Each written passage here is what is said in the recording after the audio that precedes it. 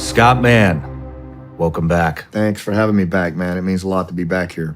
Man, I've been looking forward to this conversation. We have... I know, me too. We've done quite a bit together over the, 2024? Yeah, it's been a busy year. No kidding. But I think, man, I just owe you a huge... I just want to say thank you for being my friend and the stuff that we've broken together. Yeah. The Legend interview, the Masood interview. I mean, I couldn't have put those together without you. The way that it all came together, and thank you. Well, the feeling is mutual. I mean, being a small part of it, and really watching you unpack all that, and I think giving a voice to our global war on terror community, and asking questions that, frankly, all of us have been asking, but not being heard, was really cool, man. So, look, to be even a small part of that, that's as good as it gets. So it's been awesome watching you guys do it, and your team's amazing. Like watching the teamwork when we went to Vienna, and then what's happened since then is equally impressive. Thank you. Because they're just a great bunch of guys, man, and they're really getting after it. And I think it shows, right? I think it shows in the stories that are coming out of this thing, good and bad. Everybody here definitely believes in the mission. They truly do. And I couldn't be more blessed with the 100%. Guys that are on this team. Yeah, man. But man, I'm just thank you. Yeah, my honor for being Thank there you. and for helping me do that. And we made some waves. We made some big waves. Yeah, for sure. With the petition, with calling certain members of Congress out, with and just bringing exposure. I think the biggest thing is just bringing exposure. I mean, I personally feel like we strong-armed the is it the AG or the IG? The IG. Well, it's the cigar, right? It's the Inspector General for the Afghanistan war. I feel like we strong-armed them one way or another. I think it stemmed from our work together that they've admitted that they accidentally sent $239 million to the Taliban, knowing that, from Legend and Sarah, that it's more like 40 to 87 million a week, but hey, it's a start, right?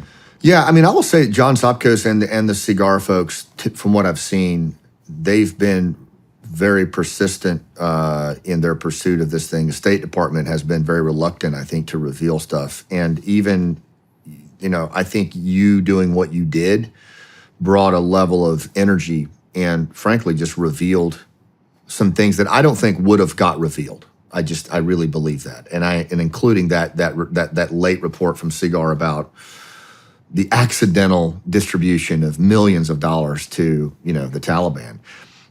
The timing is just too weird for that not to have been pressured by what's been done here. So I think it's great. I think there's probably more to come, honestly, because this is just an ugly animal, and I think there'll be more stuff that will come out of this. I hope so. We'll continue to cover it as everything continues to develop. Yeah. But let's get to you, Scott. So. Got a new book coming out, Nobody's Coming to Save You, a Green Beret's Guide to Getting Shit Done. Releases October 1st. Yep. And so I want to cover your life story. Okay. And then I want to get a little more in the weeds on some of the stuff that we've done together and some of the intel and information that we've kind of gathered up from doing this. And then get into the leadership book. Okay, great, man. So I know you're no stranger to the show here, but I still got to give you a proper introduction here. So, retired Lieutenant Colonel Scott Mann, you are a former U.S. Army Green Beret with combat tours all over the world, including Colombia, Iraq, and multiple tours in Afghanistan. You are the president and founder of Rooftop Leadership, a New York Times best-selling author of Operation Pineapple Express, and #1 international best-selling author of Game Changers, Going Local to Defeat Violent Extremists. You have spoken on 3 TEDx stages and are also a playwright and actor in your recent play, brought to film about the Afghan war and the unforeseen cost of war on veterans, called The Last Out, Eulogy of a Green Beret. And I just want to say that the whole team here, actually, Yeah. you gave us that invite and we got to witness that play here in Franklin. And you guys did a hell of a job. Thank you. You know, Very it was emotional. so cool having all y'all at the play in Franklin. But you know what a lot of people don't know too is that that's where you met legend. That's true. And honestly, I think it's where a lot of this started, was in a play about the war, with men and women who were involved in the war having conversations after the play, and that's really why I wrote it. Man, well, you did a hell of a job. Thank you. You are the founder of Task Force Pineapple and 501c3 Operation Pineapple Express Relief, where you actively advocate in Congress and on national media outlets for the safe passage and resettlement of our abandoned Afghan allies. You're also the founder of the 501c3 The Hero's Journey, where you are dedicated to helping veterans and military families find their voice and tell their story as they transition out of the military in order to bridge into civilian in order to bridge the civilian military divide. You came out with a book called Nobody is Coming to Save You, a Green Beret's Guide to Getting Big Shit Done, which is a practical guide for leaders who want to make a big impact on the world. Your greatest accomplishments are your 26-year marriage and your 3 grown sons. That's right. 100%. 29 years now. 29 It'll be years. 29 years this Veterans Day. Wow, congratulations. Yep. To So Monty. let's start it off with, I love the family stuff, man. And, Yeah. you know, I keep getting these guys in here. I mean, we worked in a industry, special operations, Right. has one of the, if not the highest divorce rate of all occupations. Yeah. And I keep getting these gems that somehow have made it through their entire military career with one spouse, and have been married for a long time. What is the secret to a successful marriage? Well, Monty and I think you and I talked about this. We were actually married before, very early in our lives. When I first started in the military, it only lasted a few years, no kids. Same with her.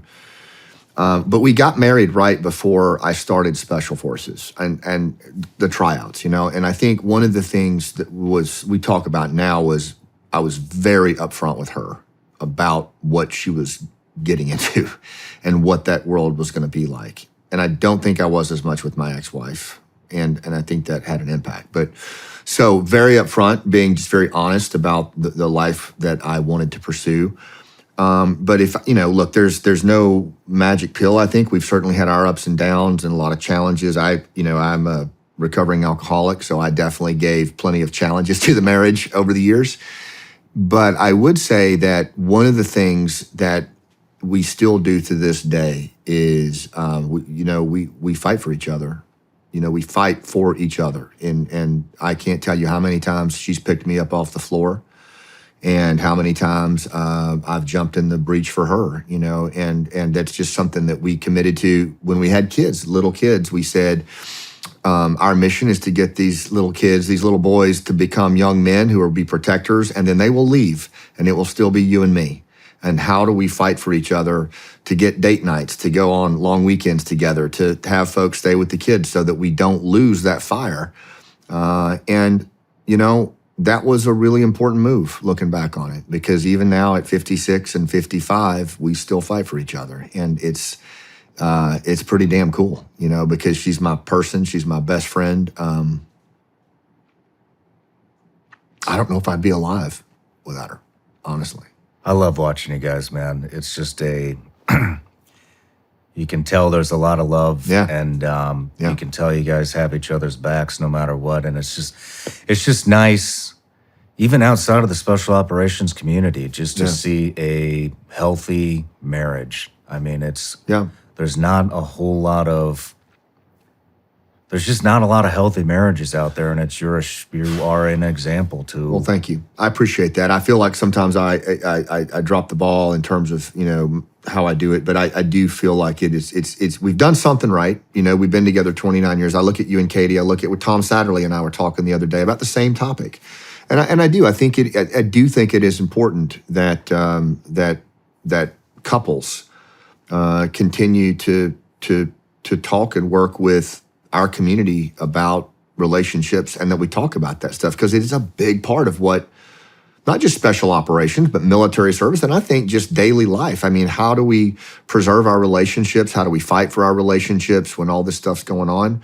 I think we talk all the time about our industry or our business or all the other stuff, but the real mental health stuff and the stability stuff, if the home is not in order, everything else is going to be a train wreck. And I learned that the hard way.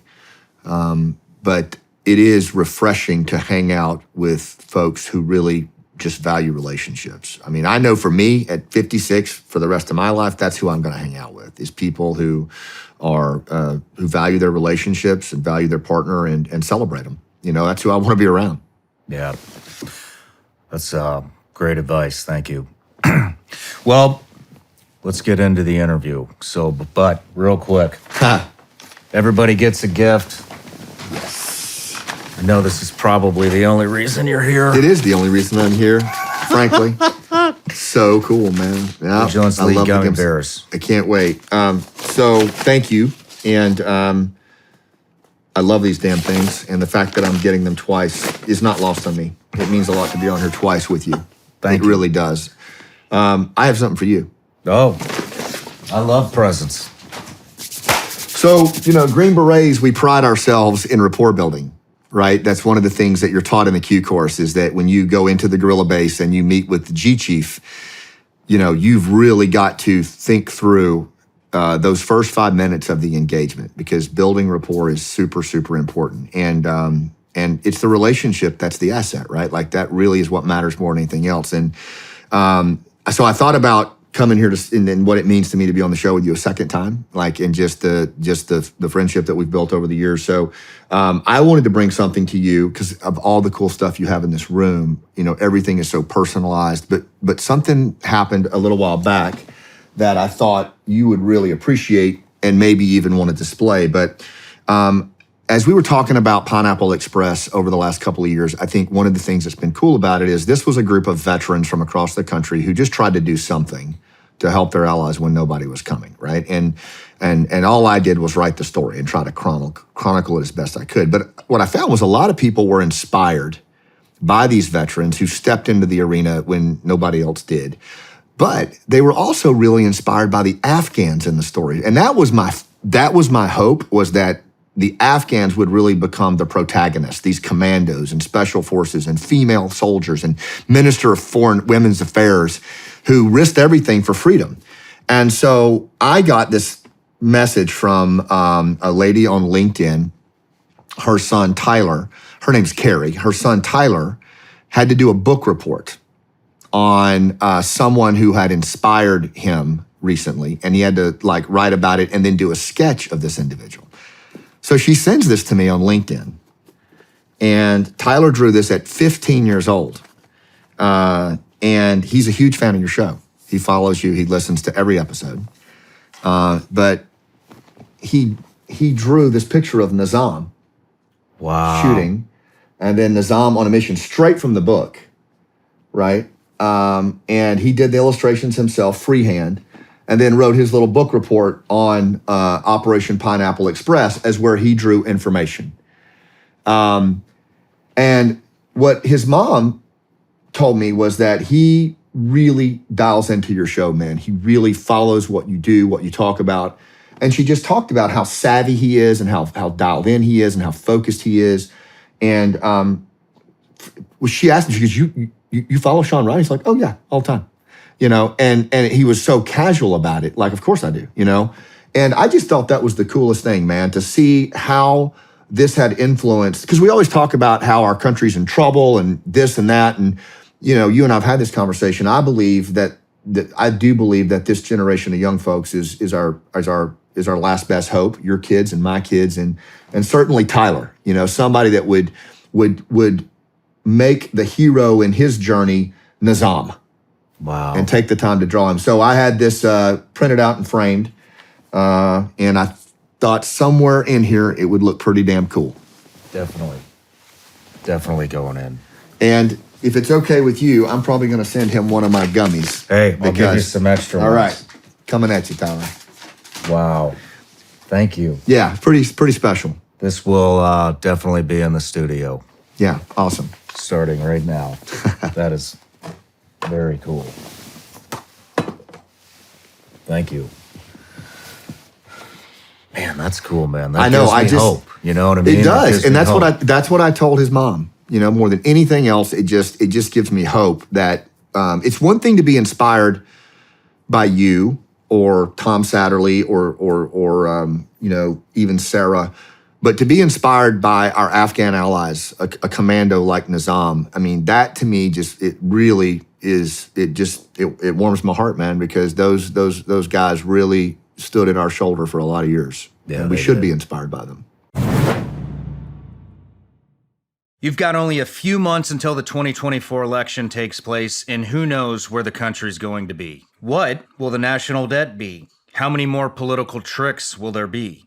That's why I've teamed up with a top-rated precious metals company, Goldco, to diversify and help protect my savings with gold and silver before it's too late. We live in unprecedented times, and for me, that calls for action. Goldco made sure I had all the information I needed to make the best decision for myself and for my family. They've helped people like you and me place over $2.5 billion into gold and silver. Right now, they're offering up to 10% instant match and bonus silver if you qualify while supplies last. So go to ShawnLikesGold.com or call 855-936-GOLD and see if you qualify to get your bonus silver today. You'll also get a complimentary wealth protection kit to learn more about what precious metals can do for you.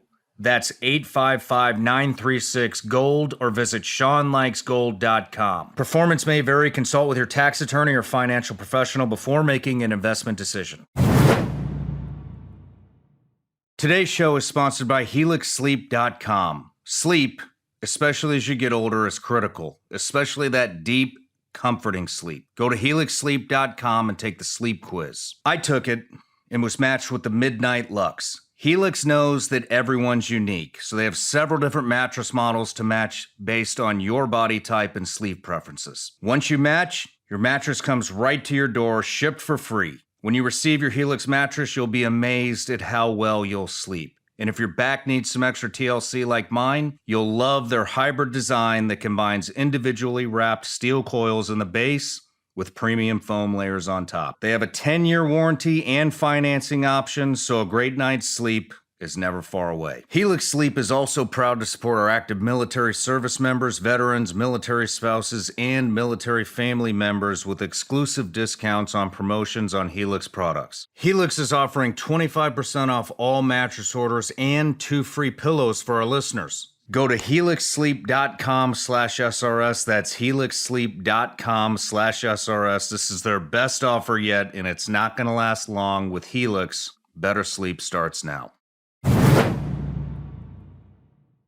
I know everybody out there has to be just as frustrated as I am when it comes to the BS and the rhetoric that the mainstream media continuously tries to force feed us. And I also know how frustrating it can be to try to find some type of a reliable news source. It's getting really hard to find the truth and what's going on in the country and in the world. And so one thing we've done here at Shawn Ryan Show is we are developing our newsletter. And the first contributor to the newsletter that we have is a woman, former CIA targeter. Some of you may know her as Sarah Adams, call sign Superbad. She's made 2 different appearances here on the Shawn Ryan Show, and some of the stuff that she has uncovered and broke on this show is just absolutely mind-blowing. And so I've asked her if she would contribute to the newsletter and give us a weekly intelligence brief. So it's going to be all things terrorists, how terrorists are coming up through the southern border, how they're entering the country, how they're traveling, what these different terrorist organizations throughout the world are up to. And here's the best part, the newsletter is actually free. We're not going to spam you. It's about 1 newsletter a week, maybe 2 if we release 2 shows. The only other thing that's going to be in there besides the intel brief is if we have a new product or something like that. But like I said, it's a free CIA intelligence brief. Sign up. Links in the description or in the comments. We'll see you in the newsletter. They did. Yeah. One last thing. We got a Patreon account. They're our top supporters, been with us since the beginning. Yeah. I wouldn't be here if it wasn't for them, and neither would you be. Right. And so one of the things I do is I offer them a opportunity to ask each guest a question. Yeah. And we had a ton of questions. Really? Yes, for you, but I narrowed it down to 1. This is from Tori Miller. Since your last interview with Shawn and the interviews with Legend and Commander Massoud, do you think we will have to go back to Afghanistan to fight the Taliban? If so, do you believe since our botched withdrawal that our relationship with partner forces and other tribes are now strained? Man, I thought this was a great question because we've talked two-part about question, this. right? That's a great question. So yes, I do think that we will have to go back, and my logic behind it is that the reemergence of international terrorism out of that safe haven is so profound that everything that we're seeing from multiple very credible sources is saying that it's not a matter of if, it's a matter of when. And I'm sure you and I'll talk more about this, but they are in such advanced stages that those operatives are already here, right? So when it gets to that point, it is very difficult to stop it. What I believe is we unfortunately have a very short memory in this country. You know, when you look at 9/11 happened just over 20 years ago, and you remember where the country was and those smoldering ruins and how we felt during that. There was this collective simmering anger of just retribution, and they turned guys like you and me and our units loose in Afghanistan for retribution. I mean, President Bush, said it from the pile with the megaphone. He said, they're going to hear from us real soon, and it was a pursuit of justice, right? And you had the yellow ribbons come out and the Budweiser commercials, and everybody was fired up, and we were a nation that at war, and we deployed a very small percentage of these young men and women into a country that frankly had been at war for 4 decades. Like, that's all that country knows is war. And what's interesting though is you think about Osama bin Laden quietly killed Massoud's daddy, Ahmed Shah Massoud, 2 days prior, because he knew that was exactly what we were going to do. Yeah. And he knew that we would go to Panjshir and that we would partner with Massoud. And he had the foresight, the strategic foresight, to whack the resistance leader 48 hours before dropping through strategic surprise the Twin Towers, hitting the Pentagon, and would have hit the Capitol. So think about that for a second. This was over 20 years ago. This was the level of strategic breadth and depth that Al-Qaeda possessed, okay? Today, through your interview with Sarah Adams and others, it's excruciatingly clear that they have far surpassed that capability today, not just in terms of fighters, but in their sophistication. They're operating at a whole different level now. And so they want us in the fight. The enemy has a vote. They want us to respond. We may be done with Afghanistan, but they're not done with us. It's not done with us.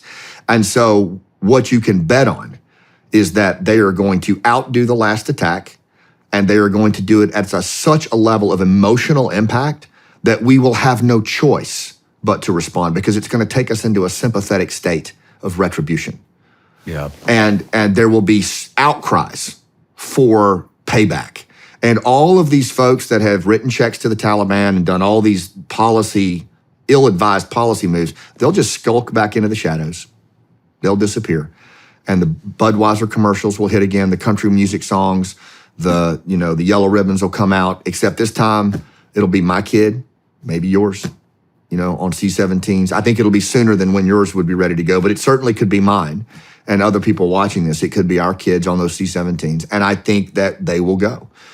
The difference takes me to the second part of the question. I did a scene at the end of Last Out in Tampa that had never been done before in my play, where we actually turned the lights down at the end of the play, and we had Danny Patton, the Green Beret's son, Caden, like we heard this blackout sounds of the country's been attacked, and this is at the end of the play, and it says, America is now responding. We think there are troops heading to Afghanistan. And as the lights come up, Danny's son, Caden, is now full kitted up. He's now a Green Beret, and he's rolling his parachute up. And stepping out of the shadows is a commando in tattered rags. He's got an M4 tricked out, and all of the patches that he once wore, but it's all ripped up to shreds, and he's got his weapon leveled right at Caden. And Caden just looks up at him, and there's this standoff between these two in this moment.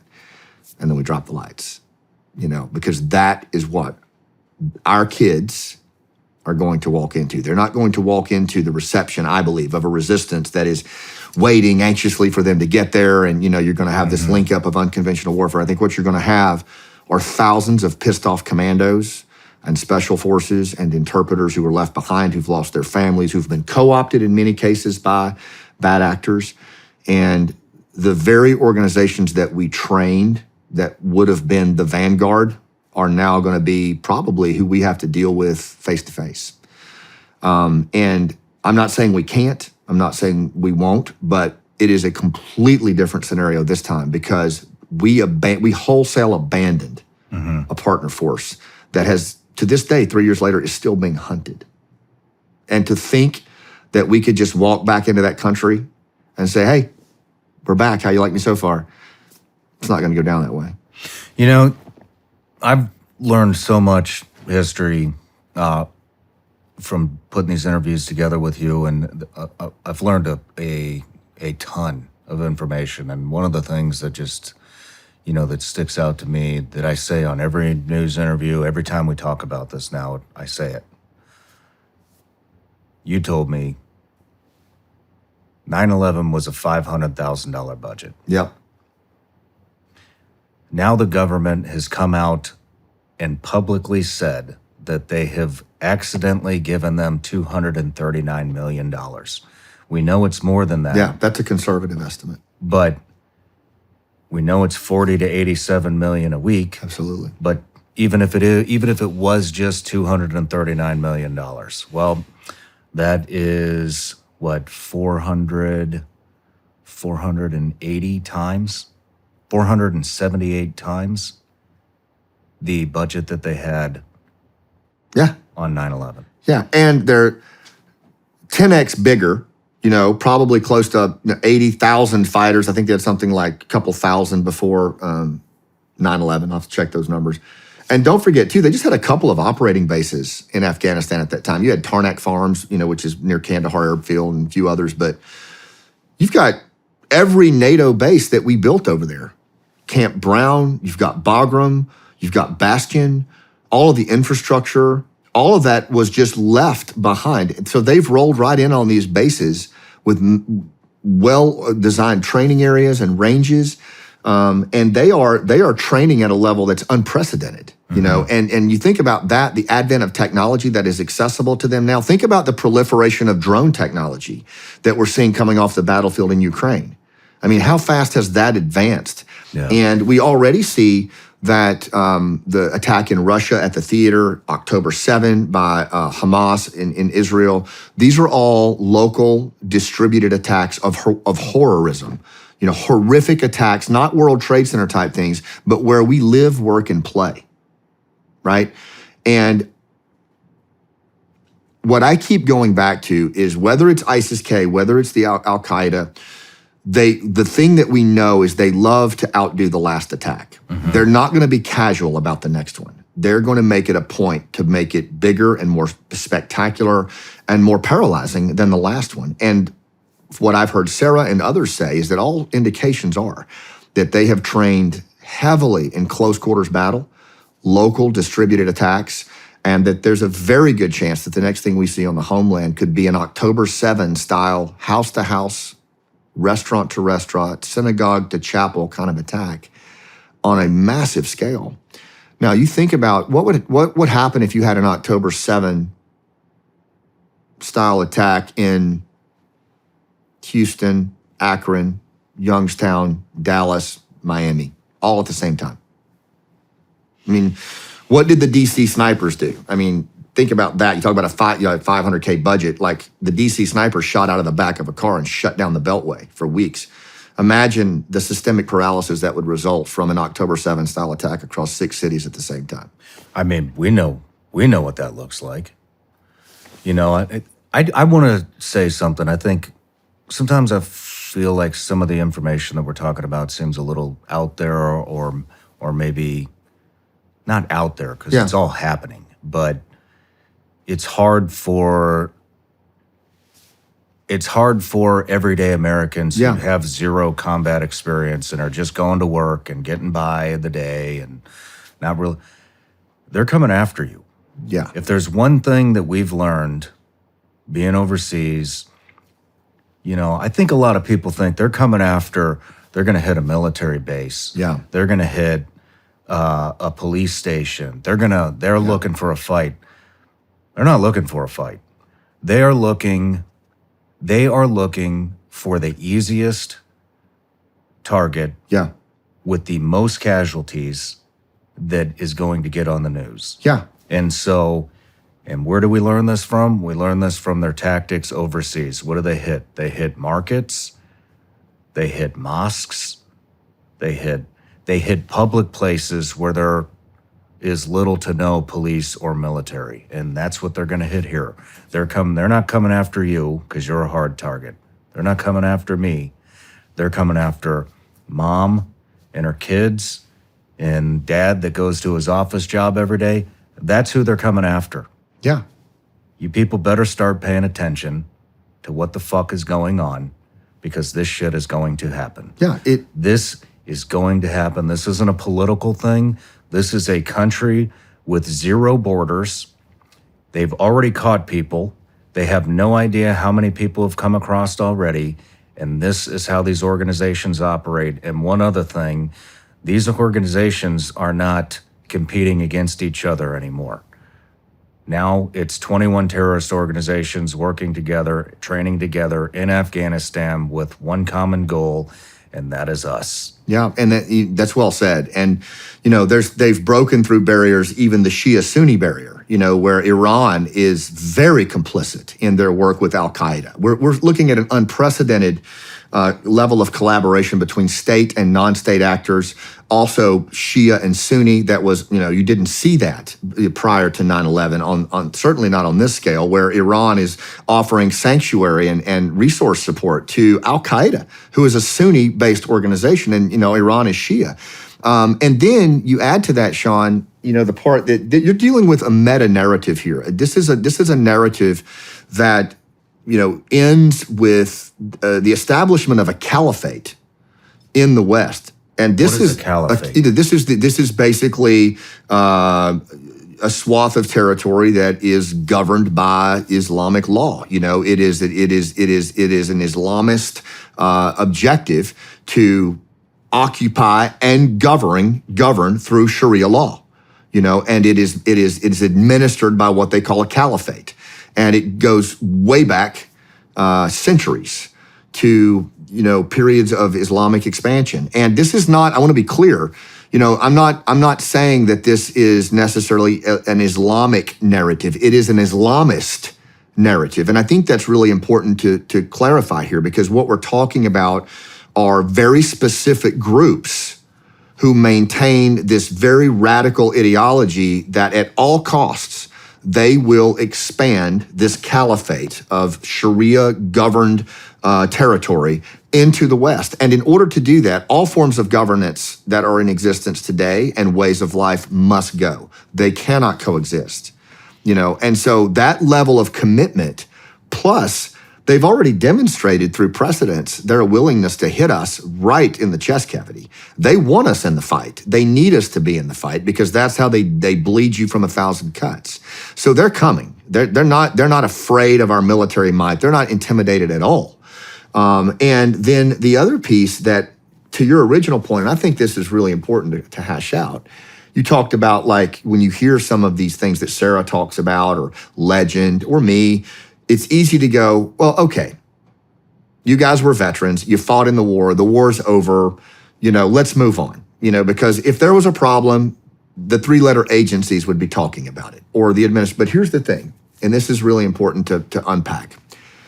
When Afghanistan collapsed in 2021, right, or even go back to 9/11, when 9/11 happened, the worst terror attack in our nation's history, as a nation collectively, we said never again. It hit us so deeply that it was clear there was no really on-the-ground intelligence capability that could have gotten in front of this because we had indications. And there was no ground strike capability. We weren't partnered with the Northern Alliance. There was no partner force in the country. So we didn't really have any ability to strike. All we had was over the horizon. Sound familiar?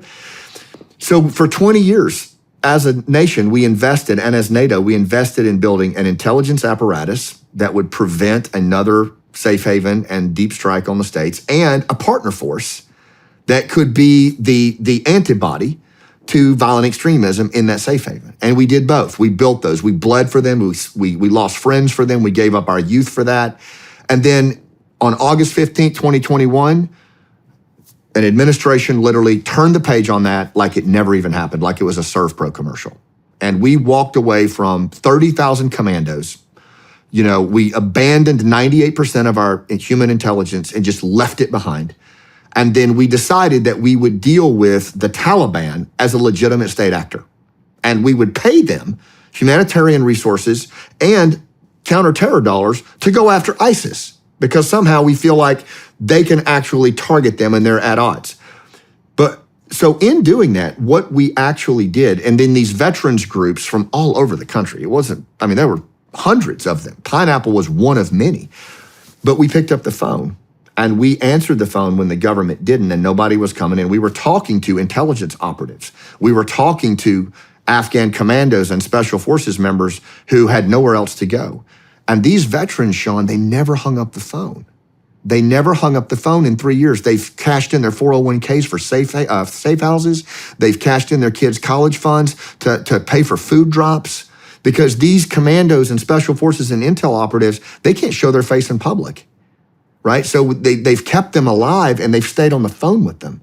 So when you have people like Sarah Adams, her network in that country is amazing. And the people that she's talking to are normally the people who'd be talking to 3-letter agencies. But guess what? They don't trust those 3-letter agencies at all.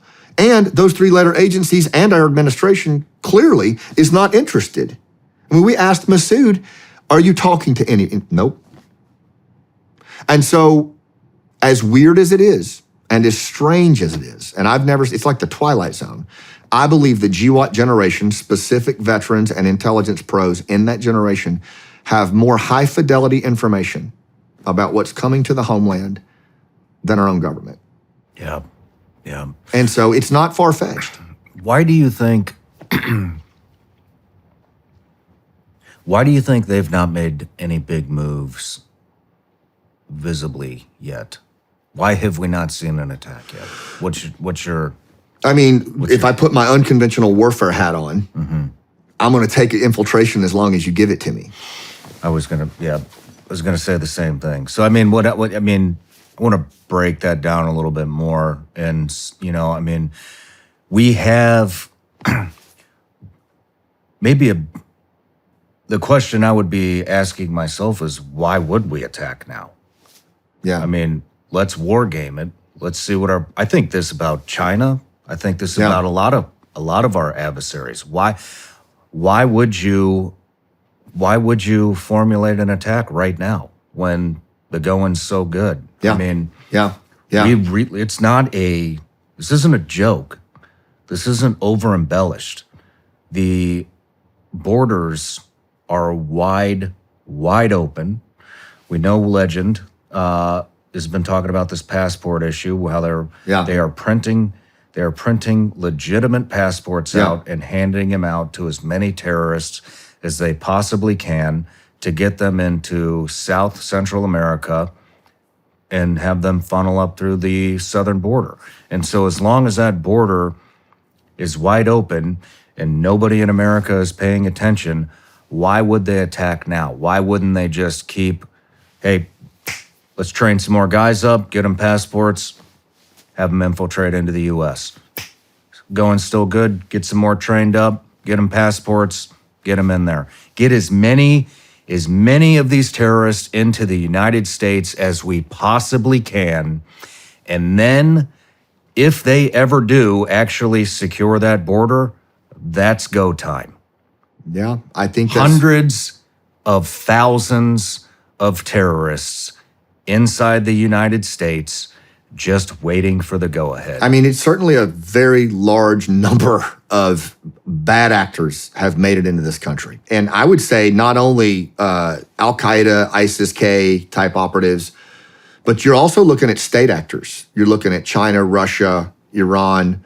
All of these state actors have unconventional warfare mandates, right? You know, so Green Berets are your guerrilla warfare, unconventional warfare component of the SOF community.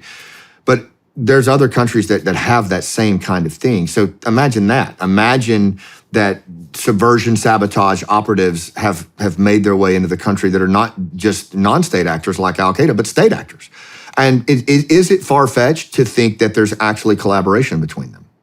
Right, and I think there could be. I mean, certainly look at what's going on, for example, with Iran and the Taliban, and Iran and Al-Qaeda. There is clearly a symbiotic relationship that was not there before, and so there's that.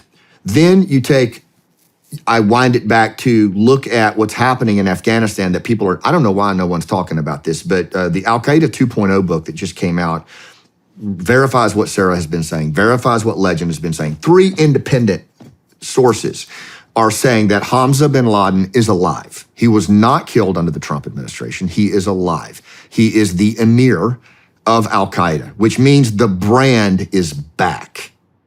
The bin Ladens are back. That matters to donations. It matters to how they are perceived to the Islamic Ummah. Like, it is a big stinking deal. He is in Afghanistan. Why would Osama bin Laden's son be in Afghanistan? What possible reason could he be there if for nothing other than retribution? He is married to the daughter of Mullah Omar, the former commander of the faithful of the Taliban, to the daughter of Haqqani, and to the daughter of Ayman Zawahiri. So Can you go into who those are? And so those are so the Haqqani network, right?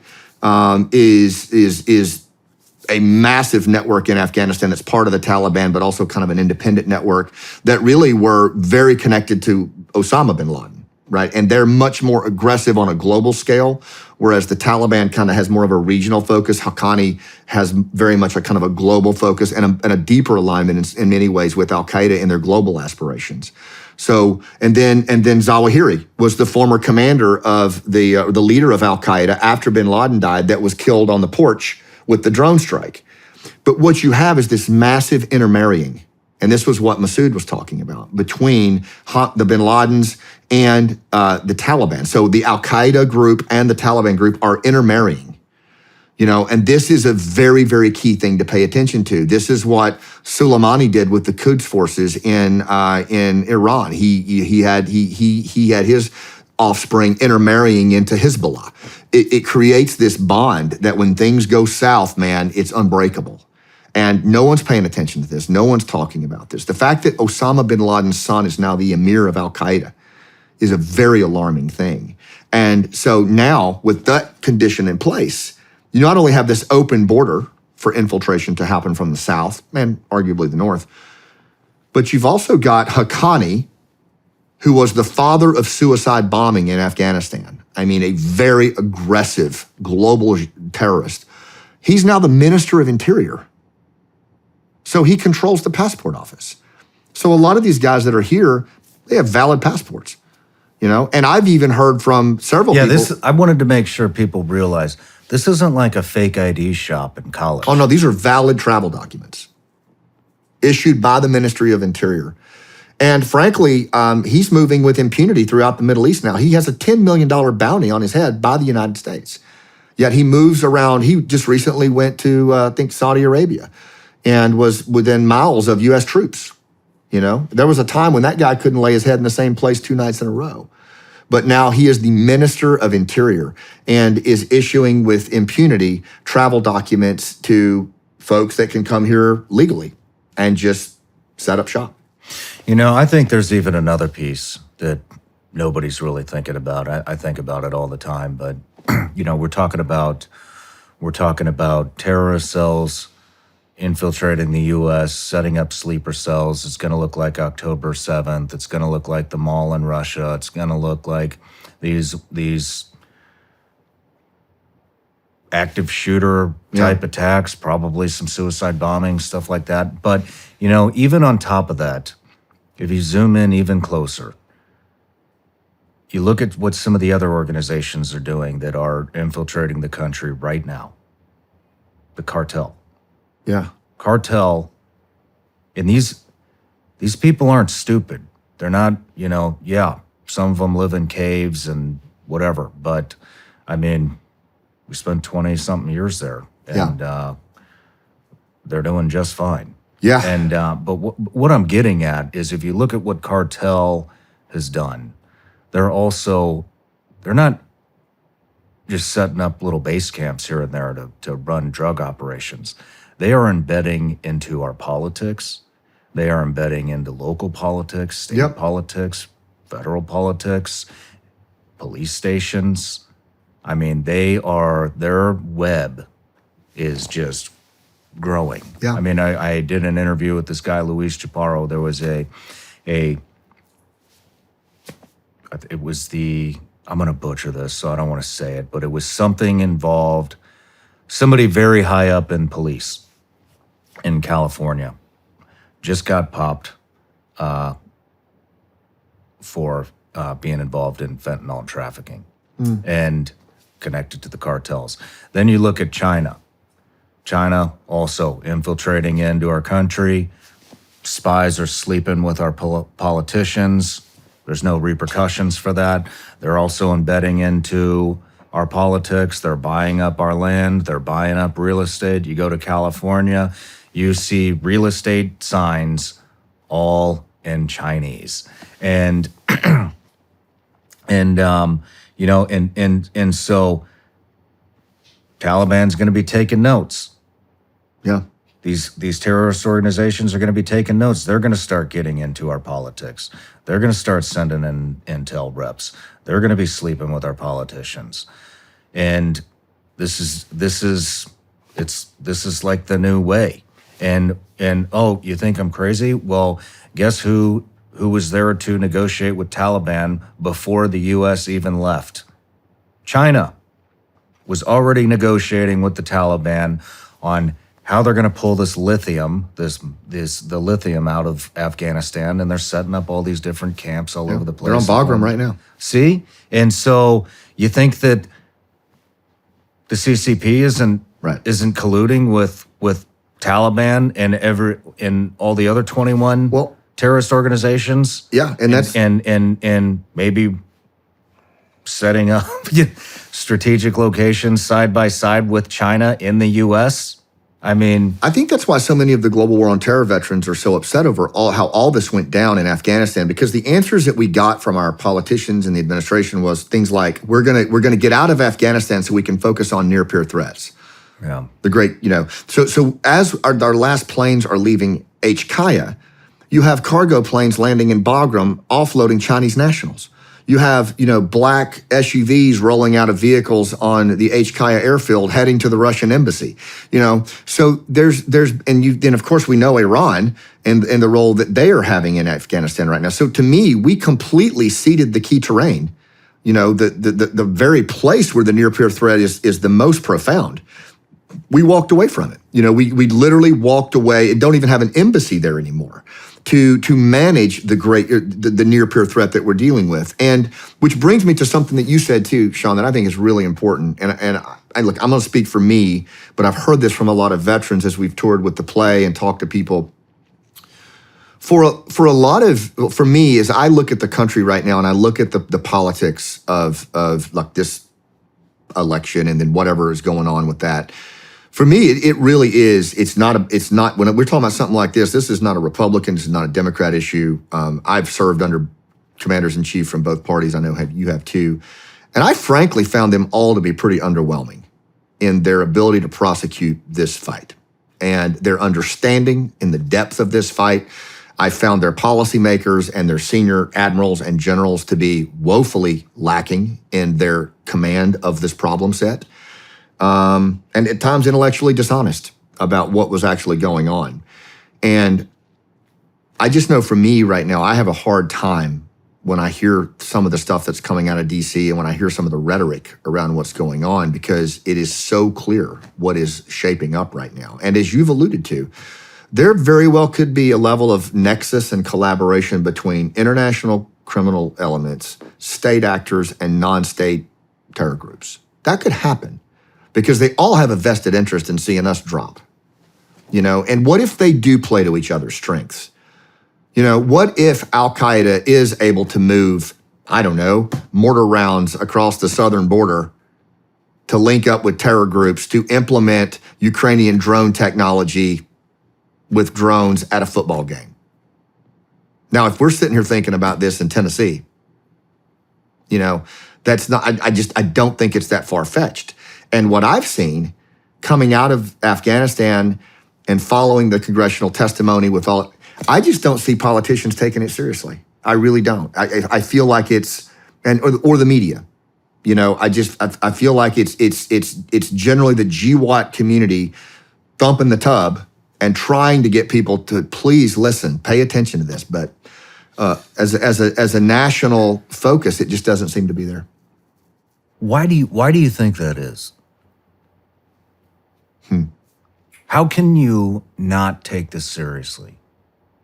It's baffling to me because, well, I have a theory on it, and I don't know, but I go back to what President Bush said in the very early days of the post 9/11 attack, and I think it was when he was talking to Congress, and I'm paraphrasing, but he said, this war will largely be fought in the shadows, and it will be fought by special operators and intelligence professionals, and basically what he said was, the rest of the country can go about your business. We got it. And that's exactly what happened. Even with the largest footprints that we had in Iraq and Afghanistan, at the end of the day, just over, I think, 800,000 troops from the U.S., not counting NATO, served in Afghanistan. There's 300 plus million people in this country. 800,000 served in Afghanistan over 20 years. Wow. Right. And so I think what you had was what this one military spouse said to me at one of our plays when we performed the play, and she stood up and she was very upset, and she said, we fought this war for 10 years, and when my husband went to war, the rest of the country went to Walmart. And so I think there's a disassociation from what this really is, and almost this idea, at least in the American population, that our special operators and our combat veterans, it's like a Fortnite game. It's like a video game. You just reset it, put them back in the game when you need them, and that it's not really that big of a deal. You just got to deal with it when it pops up. And we still kind of have this isolationist mentality, like let's just focus on what matters here at home. Let's get back to the economy. That's fine. But it's not like Vietnam where you could walk away from Vietnam and really Vietnam's got to figure it out. We've got to figure it out. This one follows us home.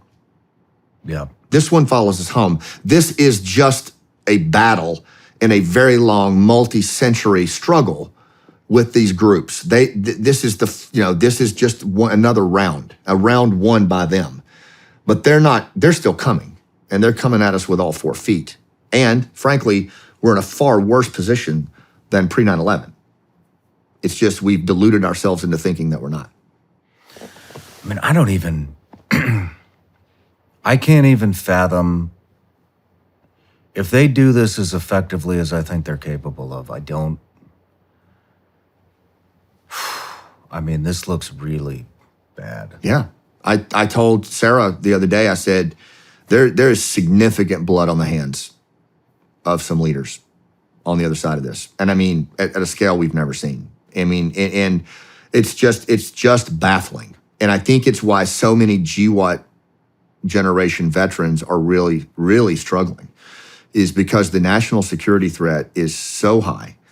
I think it's also why recruiting and retention are so bad, because the preponderance of a volunteer force is not an entitlement. You know, it's a very fragile thing. It's a national treasure to have a volunteer force in this world we live in today. And we've squandered it. We've just pissed it away. And one of the big things that I think has happened is how much of the volunteer force is comprised of legacy warfighters that come from, they see their dad or their mom or their uncle, and they join, you know? Certainly why I joined. And I think with what happened on August of 2021, and we systemically walked away from our allies, and these young folks saw what it did to so many of our generation of warfighters, they said, you know what? I think I'm good. I think I'll pass. That's what I'm hearing anyway. It's anecdotal, but I think it's significant. You know, what does it look like? What does it look like when it kicks off? I mean, from our response, I mean, what does it look like? Yeah. I mean, I'm being serious. Yeah. Right. Who's going to save us? Right. Who's going to protect us? Yeah. We've scary. demoralized Right. police Yep. to the fact that they're not going to act. And I hate to say it, but you can't blame them. Yep. We've seen so many cops, you know, yes, there are some bad apples. Get it.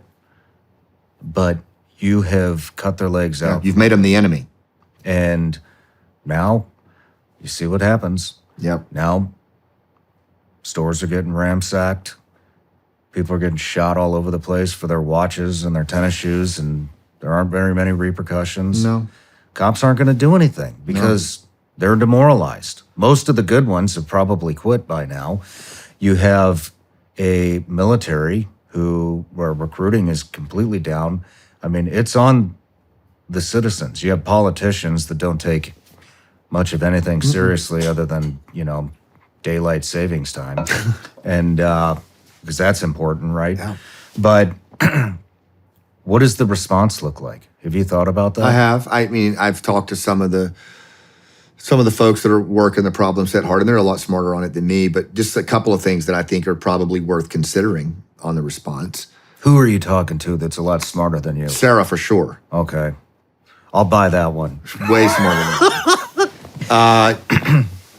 And some other folks that kind of work at the state and local levels. You know, one of the things that Sarah and I are trying to do is to travel around and just talk to any state and local leaders who will listen about what is very possible, right, as a manifestation of the next terror attack. And to try to give them just threat information, updates on what's actually happening in Afghanistan, what's happening here, and different things that the way this could actually play out, what it could look like as a scenario, right? And, you know, I talked to you about the October 7th thing. I do think you're talking about complex attacks.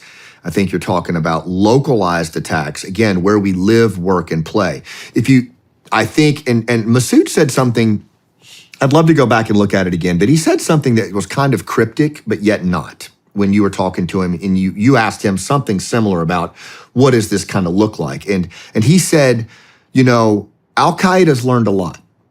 They've learned a lot. The Taliban have learned a lot. And ISIS-K are still very young.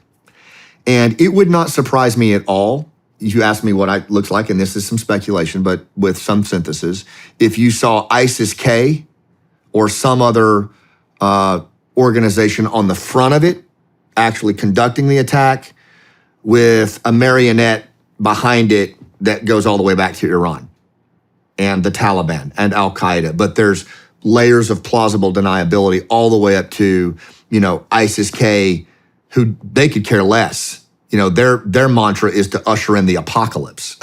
So they're not too worried about retribution or attribution, and they've demonstrated that. They'll hit anybody. Look at what they did in Russia. Look at what they've done in Iran. Like they will be the front, I believe. And if you look at Pakistan, and Masood said this too when you interviewed him, he talked about how Pakistan, they kind of made the deal with the devil, with the Taliban during the war that we were in. They funded, the Taliban, and they funded these insurgent groups, these terror groups, to overthrow the Afghan government and defeat us. And they provided sanctuary to do that. Well, now that the country has fallen and the Taliban are in charge, the Pakistan has seen like a 500% increase in terror attacks against them, against the very organizations that were sponsoring these terror groups. But it's not coming from the Taliban. It's coming from surrogate groups like the Tariqi Taliban and others. But you could walk that sucker back on a whiteboard to very likely the Taliban senior leadership doing that. So there's already models for this. That's one. I think you're going to see high levels of collaboration. I do not think that ISIS-K and the Taliban are on the outs. I think that is a facade that we as Westerners have fallen for. I just don't buy it. I don't buy it. I mean, they may have some ideological differences, but I think they're, and now that Haqqani has the level of assertion that he does, I think there's even in the Al-Qaeda 2.0 book, they talk about the ISIS-K leadership is now directly tied to Haqqani. But there's still this plausible deniability that could be done. It wasn't Al-Qaeda, that was ISIS. You know what I mean? Yeah. So I think that's one that we've got to start, our politicians and our agencies have got to start looking at that, I think. The other one I think you see is it's the levels of attack could be so horrific and so localized that there would be an emotional overreach on the part of the United States, where the only thing we know to do is just send a bunch of 18-year-olds over there with Bradley fighting vehicles and do it again. That's what you think the response will be? Go back to Afghanistan while they're all here? I think it'll be a heavy response because we won't know what to do. There's this story about when the hijacked airliner, one of the airliners was, I think it was the one that ended up going down in Pennsylvania, but they scrambled a couple of jets out of D.C. They didn't have time to put armament on them. And Penny was one of them as her first name, but they went up, and so their mission was to ram the airliner. That was what they were going to have to do. They were going to have to ram it, and they got up too late. It had already happened. But I think it's a metaphor, right? Box cutters and an airliner, and you're going to get up in an F-16, you're going to ram it. Like that's your response. And I think just based on the way we've stuck our head in the sand and doled out tax dollars to an enemy that's actually conspiring against us, how could we think our response is going to be anything except a bumbling overreach? There's potentially so many of them here that this could just happen on and on and on. And I think the response looks, I think they're going to send people back to Afghanistan. I think the response looks very similar to the problem that we're seeing in the schools with active shooters. There is no response. There is incompetence. There's paralysis. There is the it's never going to happen to me attitude.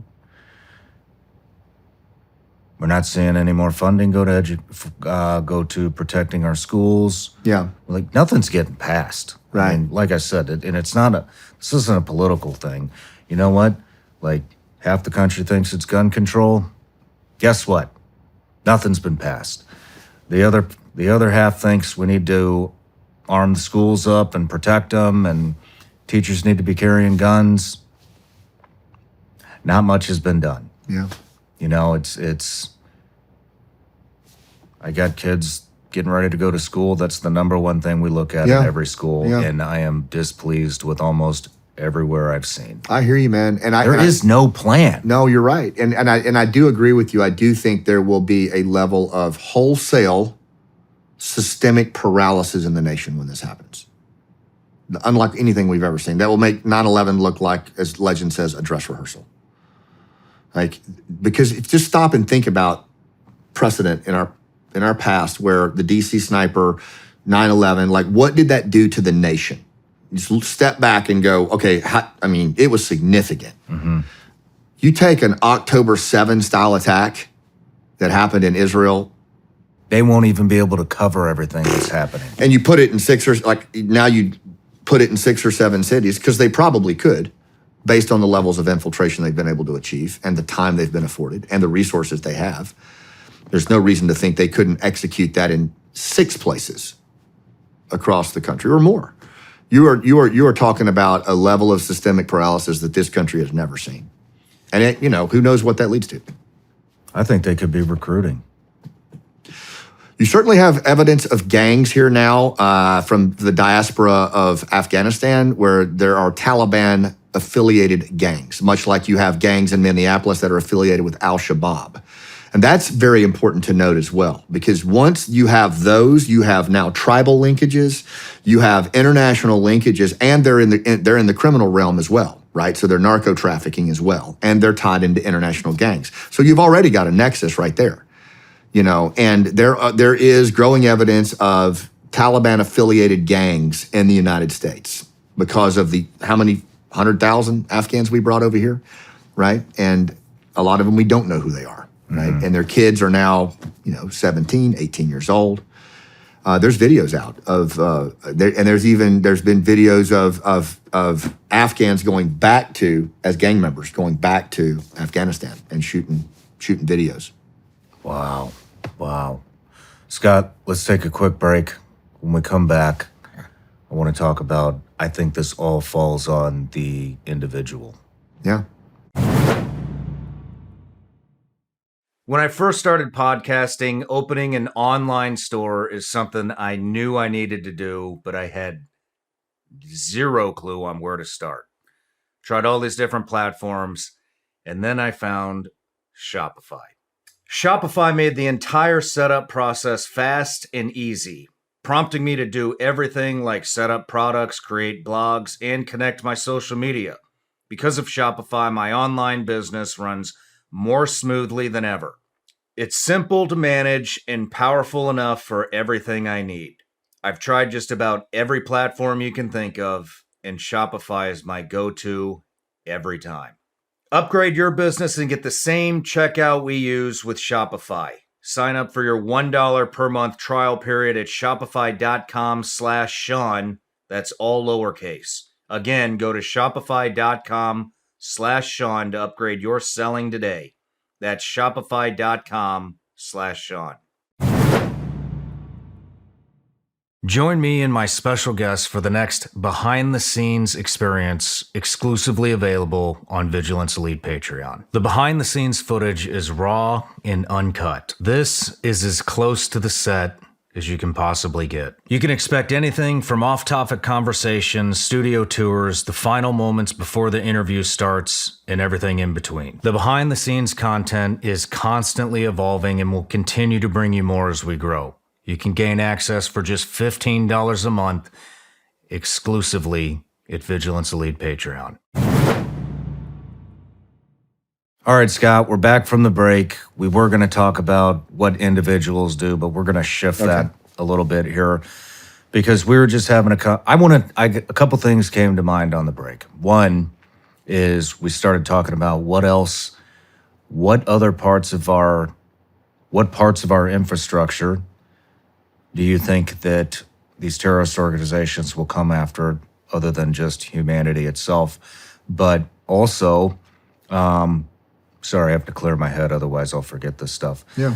The other thing that I'm interested in is, I said that they go for easy targets. I don't believe 100% that they are going to be after guys like you and I. Mm-hmm.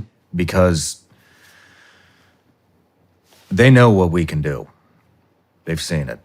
And they know how capable American commandos are. But with that being said, when we left Afghanistan, not only did we leave all of the weapons and vehicles and planes and helicopters and everything that we need to make war, we left that all there. But the other thing that we left there was, to my knowledge, none of the classified information at any of these outstations or the capital itself or the embassy was destroyed. And so I'm going to stop talking about the ramifications that what we've done there and how we pulled out and what that means for Afghanistan. But I want to shift now to what does that mean for me and you? Because while they had all of the biometrics and the addresses and the names and the family members of all of the commandos that we worked with, my name's there. My real true name is with socials and all of that, and your name and anybody who took part in that war, especially at a high level, working for intelligence organizations, special ops, maybe both. All that information is in Afghanistan. And so are they going to come after, in your opinion, the men and women who fought over there is target number one? Well, I think it's very possible. I mean, first of all, because it makes sense, doesn't it? I mean, that if you were going to do high profile targeting and you wanted to hit morale, and I think you got to back it up to what would be the objectives of terror attacks in the West by groups like Al Qaeda or ISIS-K, and certainly we talked about the caliphate as a long-term objective, but establishing a level of what my friend Dave Phillips, who used to work at the agency, he calls horrorism. It's beyond terrorism. It's a level of horror that is manifested in our psyche, in our heart, where you are just literally. I mean, look at what happened on October 7. That was horrorism. That was beyond terrorism. That was a level of atrocity and violence that is nowhere in the law of land warfare. It just beyond the pale. And I think that is part and parcel of what these groups want to inflict upon us. It is a level of horror and suffering that causes and elicits a response, a collective response from us that results in overreach. The fighter jet against ramming the commercial airliner, right? Because ultimately, if that becomes our response every time, that's a pretty predictable outcome on who wins that one. It's not us. So, if you buy into that notion, then would attacking veterans, high profile veterans, folks that are in the public space, would that aid in that? And I think it probably would. And not to mention the fact that we are talking about some things that are disruptive. If these plans are in place, and I believe they are, then it's disruptive because the politicians are not, the media is not. I mean, you hit stuff with Massoud that his father was never even listened to when he went to France and he tried to warn the world that bin Laden was about to launch an attack. He got completely blown off by major media outlets. I mean, Peter Bergen was about the only guy that actually, listened to the dude. And then with his son, same thing. Nobody's listening. But you've given him a platform. So does that illuminate your profile? Yeah, I think it does. And I think we'd be foolish to think it doesn't. But I think also we've got to realize that where these guys are going to go is the heart of our civil society. I think that's what's at risk. The things we love the most are the things they're going to target. Nothing is off limits. And I'm just going to read you a quick quote here. This is the book I was telling you about, Al Qaeda 2.0. It's written by William Archer. He's a former intelligence professional in the British Intelligence Service, plus some other authors that the Transatlantic Intelligence Consortium. So it's a lot of folks like Sarah who worked this problem set for decades, who are on the outside looking in now and are trying to warn us because of their contacts. And this is a quote from the previously thought dead Hamza bin Laden very recently. What America and its allies fear the most is that we take the battlefield from Kabul, Baghdad, and Gaza to Washington, London, Paris, and Tel Aviv, and to take it to all the American, Jewish, and Western interests in the world. And this is the emir of Al Qaeda now, who is married to the daughter of the former commander of the Taliban. Saying this openly. That's not a cryptic message. That's a declaration. The same way his father made a declaration right before 9/11. And so I think that, one of the things that I would love to see happen is these conversations are great. I would love to see more state and local conversations about scenarios and the ways that this could go down. I'd love to see red cell type conversations where you have state and local law enforcement, response agencies, federal, but then also folks like Sarah Adams and others who are talking to a lot of these individuals and getting very high fidelity information that could be of assistance. Sarah did a check to see if the Department of Homeland Security's "if you see something, say something" process actually worked. She had some actual information about terrorist activity that would have been helpful. So she contacted the DHS site, and they said, well, what we would prefer is you provide this to local law enforcement, right? So she lives in Tampa, and they said, well, we'll help you, where are you? And she told them Tampa, Florida, and the information went to the Hurricane Operations Center. And Sarah and I, we provided that information to Governor DeSantis and his team, and I think they've made adjustments to it. But the larger point is that we're not tracking. We're not tracking. And if we think we got caught flat-footed on 9/11, like we are asleep at the switch on Ambien. Wow. I want to get into, I know you and Sarah are traveling around and I mean, we've talked about this and educating state dignitaries and politicians on what may be coming. But before we get there, what are some of the points of our infrastructure that you think that they would find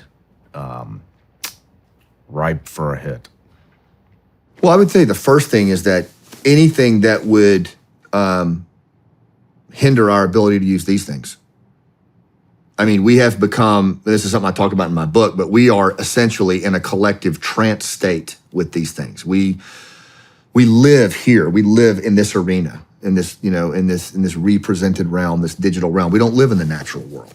So I think anything where they could alter our ability to work on these phones, be in these phones, anything with the power grid, anything that, because we've become so reliant. A friend of mine recently, his wife had a C-section, and I think there was a hack, was it on Microsoft or one of the telecoms, but they had to delay the C-section for 24 hours because of a hack that had happened on a telecom. Are these guys hacking too? Terrorist organizations? Well, again, I think and it would be interesting, maybe you look at bringing some folks on that can address that, but I do think there's a level of collaboration between state and non-state actors that makes hacking very viable. Do you know somebody that I should talk to about this? Let me stew on it, and I'll talk to some folks too, but I think that would be a very, because when you start talking about vulnerabilities, I mean, obviously we want to be careful there, but I, again, at the same time, if we're talking about it in a conversation, you can bet that bad actors have long since been looking at it and are actively targeting. And so I don't think it's not like you're talking about classified. What I think, though, is we've got to start having these red cell type conversations. Like, for example, we're talking about power grids right now and substations. I mean, the ability to look at the redundancies of a substation and where it's most vulnerable and how it can be taken out with the least effort is unconventional warfare 101. And it's a joke. I want to paint how easy this is. I touch on the power grid all the time. I've had entire episodes dedicated to just exactly how weak our power grid is. And if you don't believe me how easy it would be to attack a power grid, drive around, find a substation, tell me how that's guarded. Yeah. The only thing that separates that from the external world is a chain link fence. Right. And to that point, most of them don't even have a padlock to get in. And to that point, when we talk about people that have come across the border and bad actors, right? Anybody who is trained in subversion and sabotage, which is the meat and potatoes of unconventional warfare that you're talking about, whether that's from China, whether that's the sabotage expert from Iran or Al-Qaeda, the first rule of thumb is that kind of thing. Is like anything where you can disrupt at a strategic level with minimum risk and minimum output, right? And that's what you're talking about. When you're talking about these substations and other pieces of infrastructure, it's very, very vulnerable. And the fact that you've got all of this flood of potential bad actors who are trained in that, then to me, it's just mind-boggling that we're not leaning into that and saying, all right, well, if these things have occurred, then what can we at least do to mitigate at a state and local level, and at least have conversations that would prepare communities for this kind of thing as best we can. That's not happening. I mean, that's just not happening. There's not a conversation around this. And I think for me, as a global war on terror veteran who saw 9/11, who lost his Ranger buddy in the Pentagon that day, and who lost a lot of friends in the war that followed, it just seems criminal to me that we would put ourselves back in this position again where communities are so at risk, and we would not have at least have responsible conversations on how to mitigate at this point. And instead, it is literally head in the sand. Let's focus on the economy, which I get it, but it's not going to matter, if we've exposed ourselves to what I think we've exposed ourselves to. And no one's going to care about those other things when the reckoning comes for that. It's going to all be, the next 9/11 commission. How did this happen? With a bunch of congressmen harumphing on what should have been done and who knew what when. And to have that happen twice in, 30 years, it's disgusting, frankly. I think the power grid is a very viable option for them. And then just going back to China. I've been talking about China for a long time now, and the control that they have over our power grid. And, a lot of people called me a conspiracy theorist for saying it. Oh, but guess what? A couple months ago, FBI Director Chris Wray comes out and says, hey, guess what? Turns out that China has infiltrated not only our power grid, but also our water treatment plants so that they could, and what that means for anybody that isn't tracking here look, our power grid is not, China manufactures the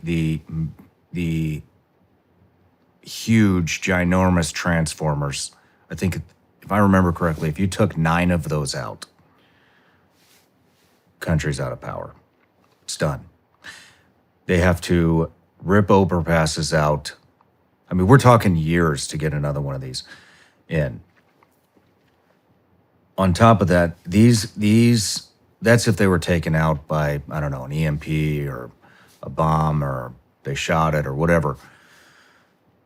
We don't check these for Trojan horse, malware, virus type things. I've talked to multiple people, General Robert Spalding, David Tice, Kash Patel. It's literally the push of a button, and from China, and our power grid is done. And so I think what would be a very viable option for a China-Taliban type of thing, work together. China doesn't really have to do shit because Taliban and these terrorist organizations are so hungry to get us. They'll just do China's dirty work and be the face, just like we were the face overseas. Hey, that wasn't us that hit that target. That was the Afghans. I think there's a lot of... Hey, that wasn't us that took out your power grid. That was the terrorist organization. Oh, by the way, but we negotiated this while you guys were pulling out.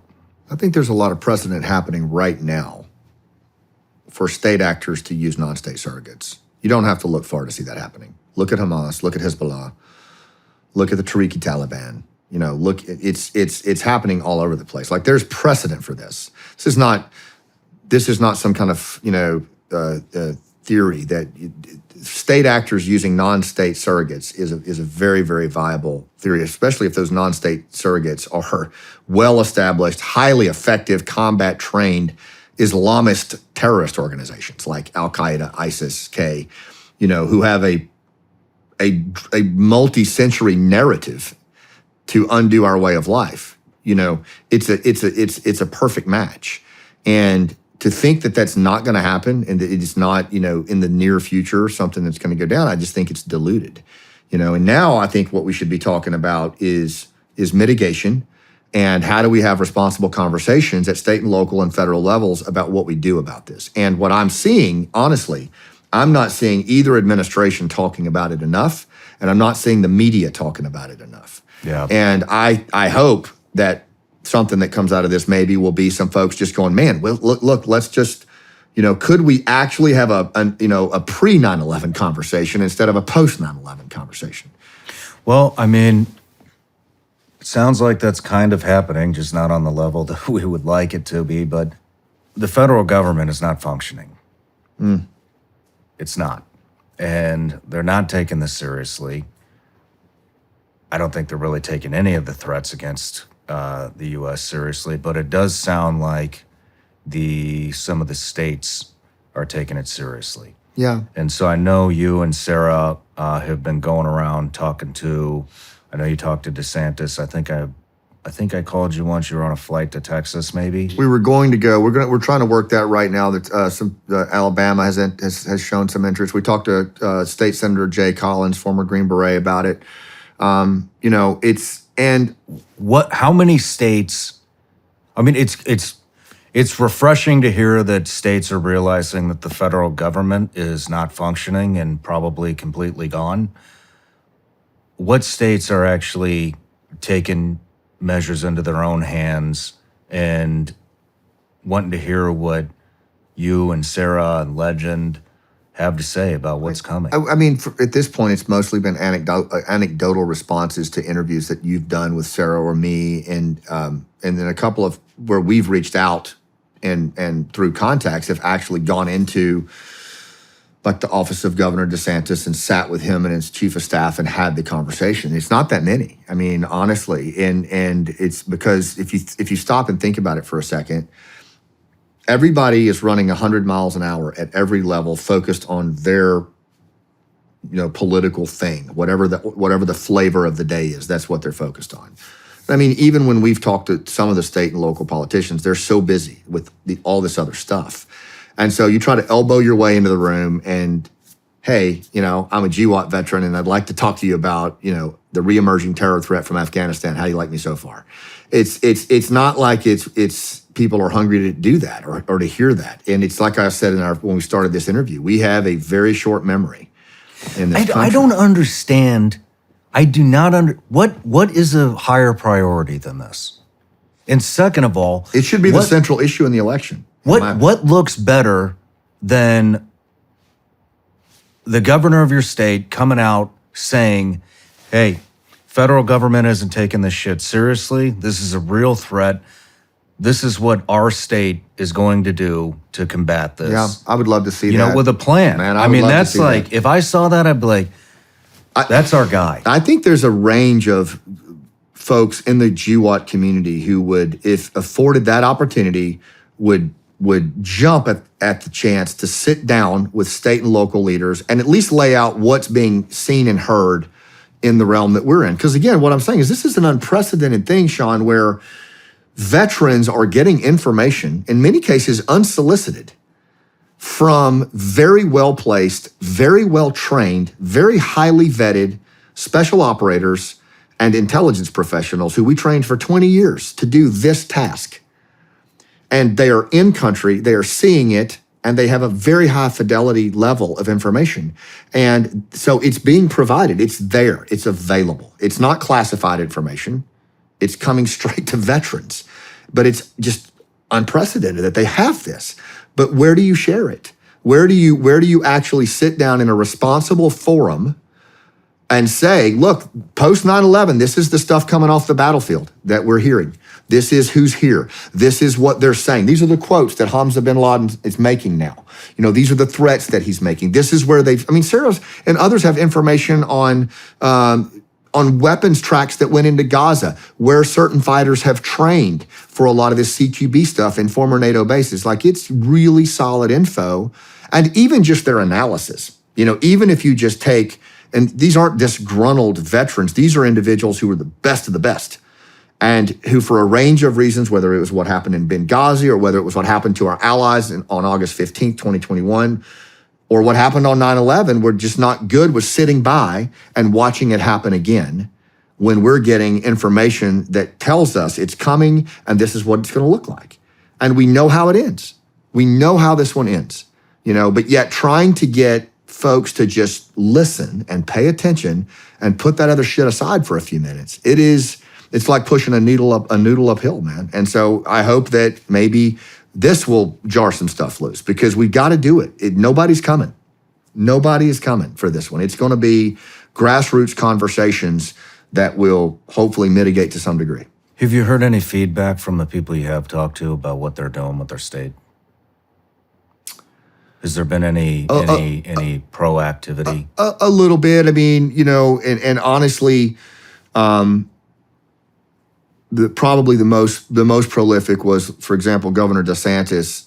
He was very receptive of what was put out, very appreciative, and he's a GWAT veteran himself, and worked around the naval special warfare community, and so has an appreciation, I think, for the kind of the bottom up type stuff that we brought. And Sarah did a great job with it. And then my understanding is the very next day he took that information and talked to all of the sheriffs. Nice. And I thought that's pretty squared away, man. It is. And then he said, and then we made connections to where like his folks and Sarah could pass information if things continued, and they can. That's established. It's not like this isn't a heavy lift in that sense. I mean, a lot of it is connecting.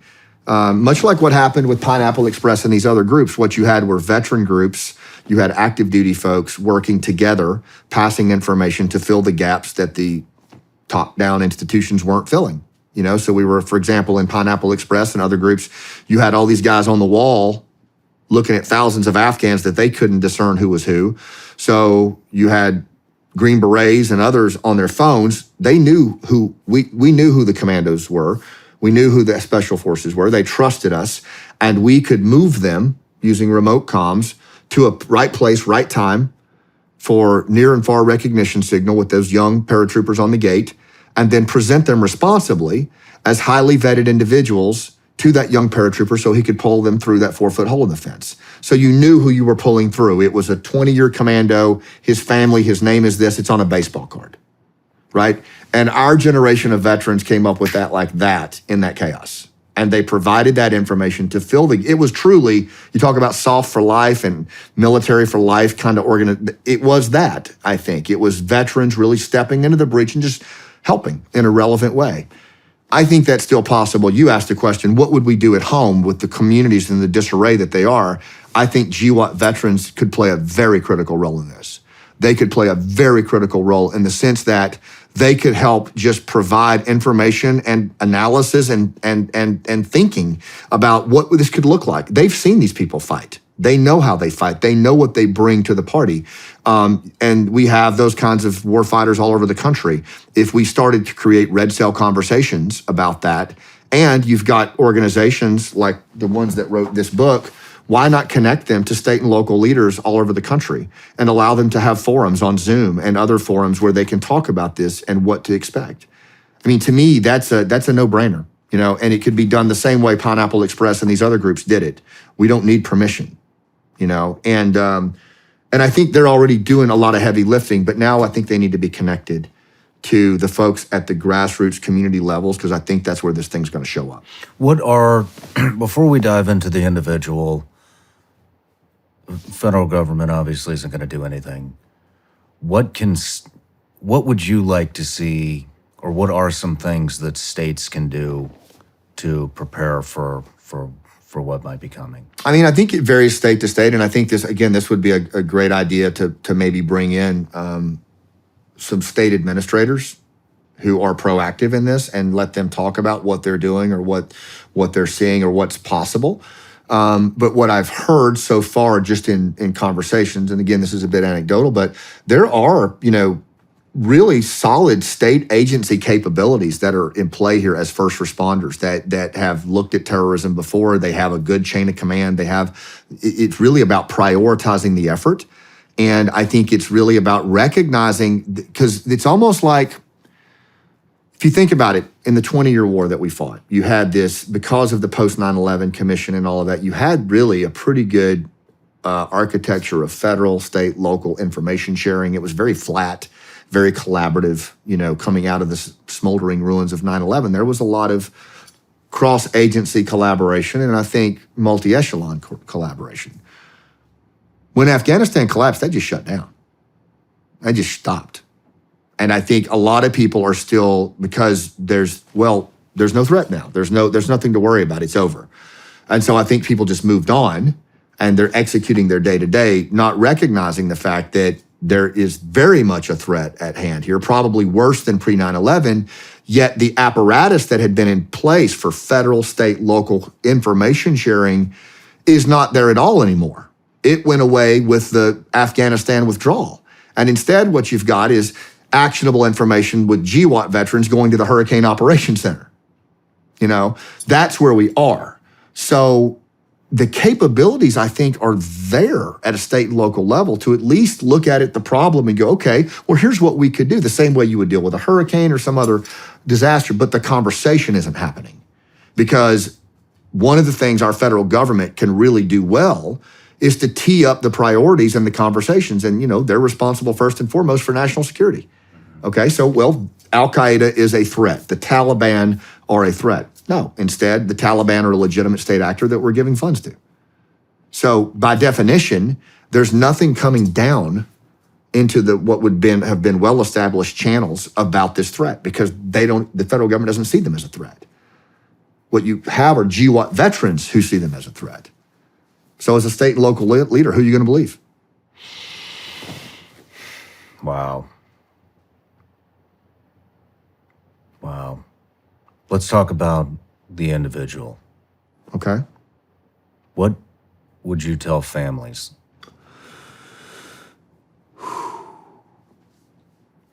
The first thing, I still hold out some measure of hope. I have to do that because I have 3 sons, and, a couple of them would be at risk if this thing goes the way it could possibly go. I hold out hope that there's still political pressure that can be applied. So the first thing I say to any individual is, are you paying attention to this? Are you actually paying attention to this? Or are you doing like what you do when you drive by a housing project and say, somebody should do something about that? Other people should handle that, or are you taking personal responsibility for what's actually happening here? Do you feel it at a personal level? If you don't, then, the only advice I can give you is defend your house and know your shit so you can do that. Because the biggest thing that citizens could do right now is make this damn thing an election year issue. And that's why I love what you did with the petition. Because what it did was, honestly, and I've heard this from so many of our generation of warfighters, it gave a voice to a group of veterans and GWAT generation folks in a way that they just hadn't been heard since we shut the door on that war. And look at what it resulted in. 300,000 signatures, a very mobilized, activated voice that made its way into Congress, that has resulted in legislation. I think that has brought a lot of pressure and, frankly, illumination on a topic in a way that it's not going away. Mm-hmm. It's very clear now that this generation of veterans that we're not going to go away on this. We're not going to walk silently away and let another 9/11 happen without at least being heard. And so I say, if you can do that with your platform, and you can mobilize 300,000 people to sign a petition, then what can an individual do in Youngstown, Ohio, or Austin, Texas, to make this known? Have you talked to your mayor? Have you talked to your sheriff? Have you demanded some kind of bottom-up outreach to the governor's office about what are we doing here? What is the plan if this goes down? I just think it is responsible citizens looking at the problem and, first of all, take ownership of the damn thing. Let's break it down a little bit more. Okay. Because people need actionable plans that they can do where they feel like they're in a group. I think that's why some of this stuff never gets done. Mm-hmm. And so here's an example. If you're going to call the mayor, or you're going to try to educate or inform your sheriff, chief of police. It always goes better when these things come in groups. And you know, I learned something very effective from Eric Prince.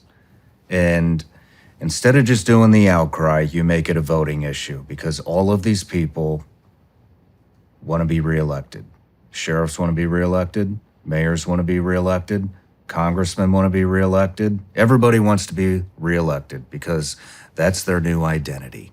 That's who they are, they think. They're in charge. They have power. And so when you threaten their reelection, shit starts getting done. And that's what we saw with the petition with 300 and I don't know what it's at. I think it's close to 350,000 people now. Right. And what did we do? We called it out on the Trump interview, and magically, all of a sudden, we got somebody's attention, and they finally did something. And so I feel like it needs to happen in groups. So maybe you get all the parents at your kid's school together and draft up a letter, and everybody sends the exact same letter but signs it with their name. Maybe don't stop there. Go to your church.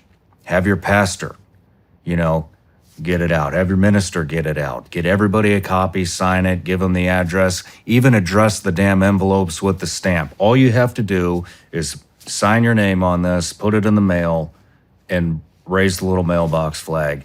And then he's got, some of these churches are huge. Yeah. Then he's got 10,000 letters going to his office, and those are voters. Yeah. And if you don't do something, we're going to vote for the other guy. And it creates pressure, and it demands a response. And I think that is the next step to moving forward personally, because we've proven that it works, and nothing else has been working. Yeah, and I think that's really good. And again, I would just call out to veterans.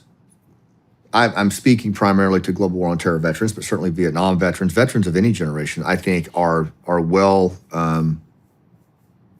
I just think they're well equipped to lead conversations and community level activities around this kind of thing. To me, it's just as pragmatic as preparing for a hurricane or a tornado or a natural disaster that could hit your community. Nobody in East Palestine, Ohio, ever thought that a train would derail in the middle of town and spew chemicals everywhere. You know what I mean? But it did, and look at how it impacted that community. And you better believe now they have a community action plan for those kinds of disasters. But I think veterans are just well equipped for that. And I think that we've seen the enemy, we know how they operate, and we know they're very real, and we're pretty good at communicating a narrative. And again, I think it should be pointed out that what you've done with this, what Sarah has done, what Legend has done, all of us are arguably underqualified to take this on in the terms of like what's been accomplished. I look out over my skis all the time like it's a ski jump thinking, man, that landing is going to suck. That's what it feels like. I always feel like I'm out over my skis and there's somebody way better than me that should be doing this. And I'm sure there are that should be. But the reality is right now, we've got what we've got. And we can either just sit dormant and hope it doesn't happen, or we can actually start to engage each other at a community level, like you've talked about, in a collective fashion, and really start to look at it as a community problem. But also, honestly, are you calling your congressman and demanding that this be a central issue in his or her campaign? Mobilizing people like you've done with a petition for town halls to get it added to the agenda of what politicians are talking about right now as part of their platform. I'm not seeing it. There's such an absence of kind of personal concern for this issue. You kind of get the head nod and wow, that's too bad. But it's like, man, have we really collectively forgotten that much since 9/11/2001? It's hard to fathom, but it seems like we have. Like as a civil society, we've just literally erased our memory of it as if it never happened. And a whole generation of veterans are sitting here going, what the hell just What was that? Yeah. Yeah. You know, did it matter that I lost my friend over there or my wife to 5 deployments? You know, it's such a contrast, Shawn. And I think that's what bothers me more than anything is that you've got this little handful of veterans that are trying to stump the tub and sound the alarm, but a real absence of concern at the collective level. And it's exhausting.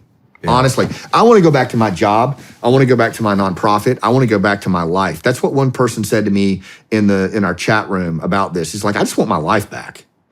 You know, we're not victims. We're not walking around with a victimhood mentality. We're actually trying to take some kind of activated stance here and present ourselves responsibly where the institutions are not, you know, and it's exhausting. And it's not a complaint. It's just like, at what point? How long can you sustain this? I mean, how long can these veterans that are out there, and again, I know I keep citing Sarah, but I mean, she does that on her own, man. Like she is just constantly working that obsessively, but she doesn't have a lot of support for that. She's just doing it. It just needs to be done. But we're literally heaping this on a whole generation of warfighters who gave us so much for 20 years, man. They gave us so much. They didn't ask for anything. They just kept going and kept going. And now we're going to heap this shit on them? To me, the politicians and the media should be ashamed of themselves. They should be ashamed that you've got these seasoned, multi-toured combat veterans that are the only ones sounding the alarm. And they've been through enough. Unfortunately, there aren't very many politicians that feel ashamed of anything. But I do believe that the media is almost done. Tides are turning on that, and media they're pretty much done. What do you mean? They're going out. Yeah. I mean, it's a cat's kind of out of the bag. You know, I mean, I'll give you an example. We just did, I'm seeing it firsthand now. Yeah. It's happening to me. Right. And this is just one example, but of why the media is dying. I just did an interview with J.D. Vance. Okay. And I asked him if he would support, we're potentially facing a government shutdown on October 1st. Mm-hmm. And I asked him in that interview if he would consider supporting a government shutdown on October 1st if we are still funding terrorist organizations. And he said yes. Well, NBC picked that article up, and they spun it and said that J.D. Vance would support a government shutdown due to foreign aid.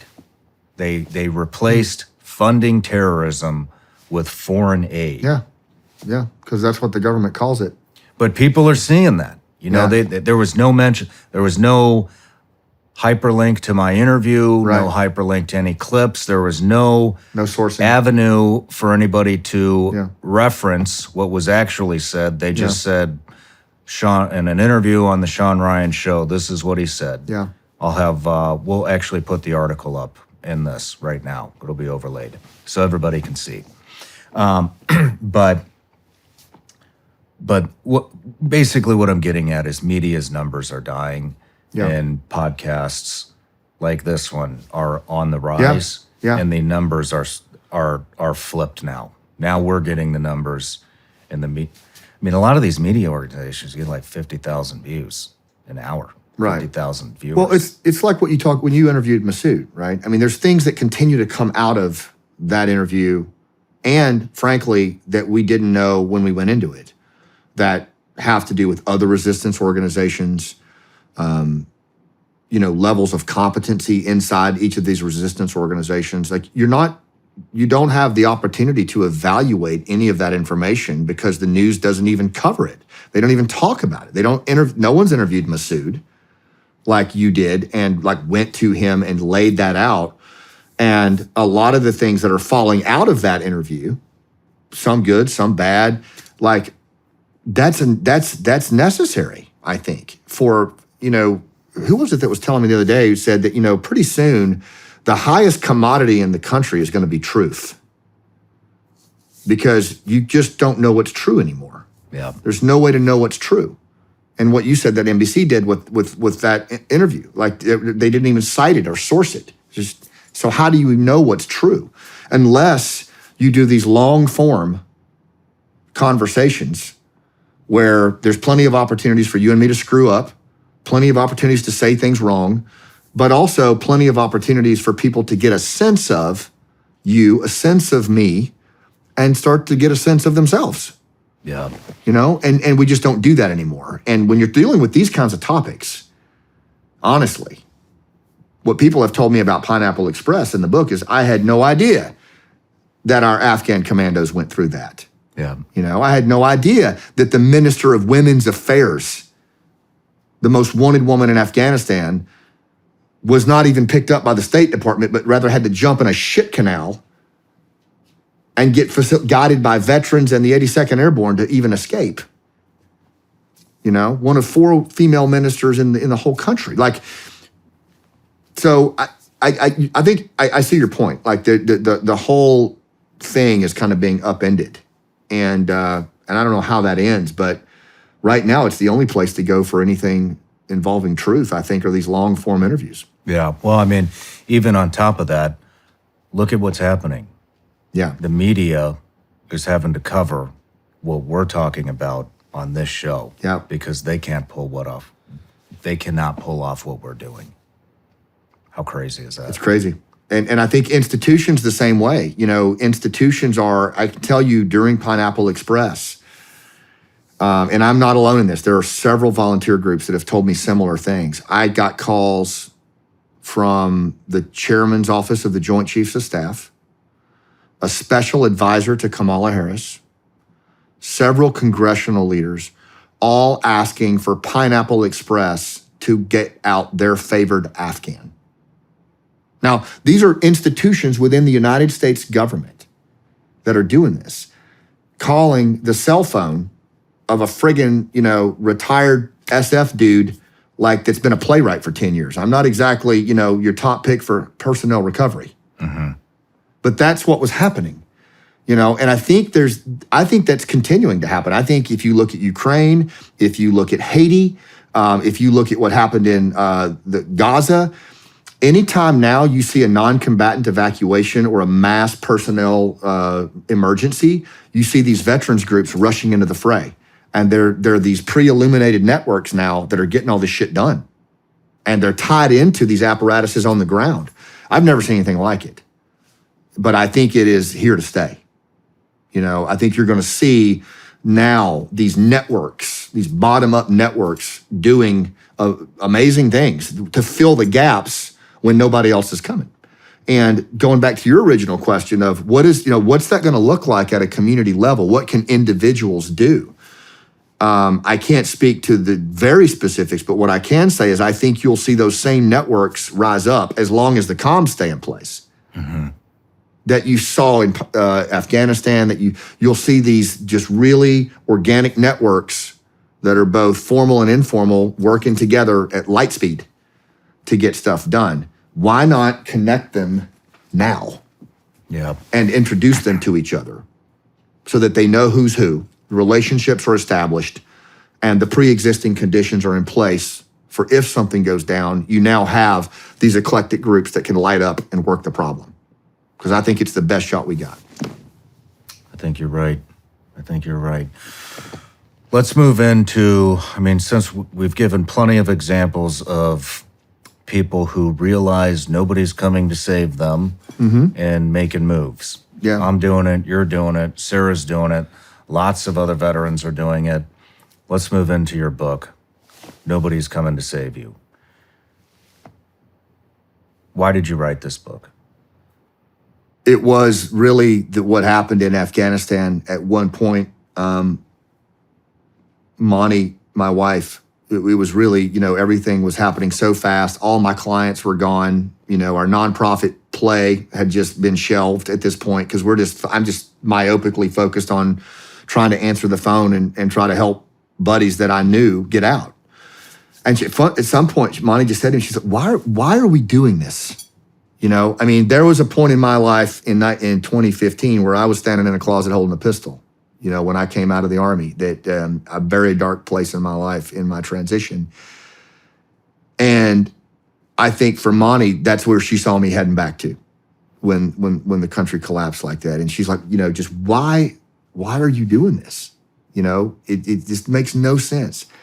And the only thing I could think to tell her was like, nobody's coming, babe. I mean, like our kids are watching us right now. Like our 3 boys are watching us to see what we're going to do when our friends are calling us right now, you know? And for a while I thought surely somebody's going to step in from US SOCOM or somewhere, and there's no way we're going to leave 30,000 commandos in the dirt. There's no way. It's just, they're just getting it together right now. But it turns out we did. And for me, it was just like this epiphany that I had always kind of felt was starting to happen, but it was the first time I saw at a collective institutional level where the top-down organizations that we had relied on for years simply did not perform. They just didn't show up. And so you had veterans and others stepping in, just doing the best they could, and they did okay. We did all right. Nothing near what the government could have done in that case. I mean, my buddy Duke said it was an Uncle Sam-sized problem with veterans trying to solve it with their pension funds, you know. But we did move the needle, and it just stuck with me. I'm like, wow, you know. And where it took me back, Shawn, the first time I ever heard the saying "nobody was coming" was we had just deployed to Afghanistan in 2004, and we just got there, and one of the Blackwater CASAs crashed on a mountain, a Qasim 212, way up in the Hindu Kush, and we were down in Kandahar. The crash happened up in Bamiyan, way up at like 15,000 feet. But I was the Ops Center director, you know, the Operations Center director for an SF battalion. And so I kind of controlled and coordinated the actions of all the teams that would go in and go out. And one of the teams that had trained in high altitude rescue, personnel recovery before coming over, and had done a lot of work in that regard. And Mark was the team sergeant of that team. And as soon as he heard about the crash over the SAT radio, he came running and he's like, we can get up there. We could get up there. If we could he's like, they don't have much time. And at first I kind of like, yeah, okay, you know, whatever. And he just stayed on me, sir, nobody's coming. Like, we got to go. We got to get up there. Those guys, you know, they could still be alive. And at some point, we did a bottom-up con-op and convinced the powers that be up in Bagram to let Mark's team go. And they did. And it took like 4 days, I think, for them to finally get up there with all the bureaucracy and everything. And they finally got up on the side of the mountain, and everybody was dead at the top of the mountain. And they stayed up there. They extracted the black box. They got every stuff, you know, mail even off the plane. And they, you know, when they finally came back to the operations center, you know, Mark walked into my office and he laid down a couple of pictures, and I remember he just had tears in his eyes. And it was one of the soldiers halfway in his sleeping bag, urine stains in the snow, and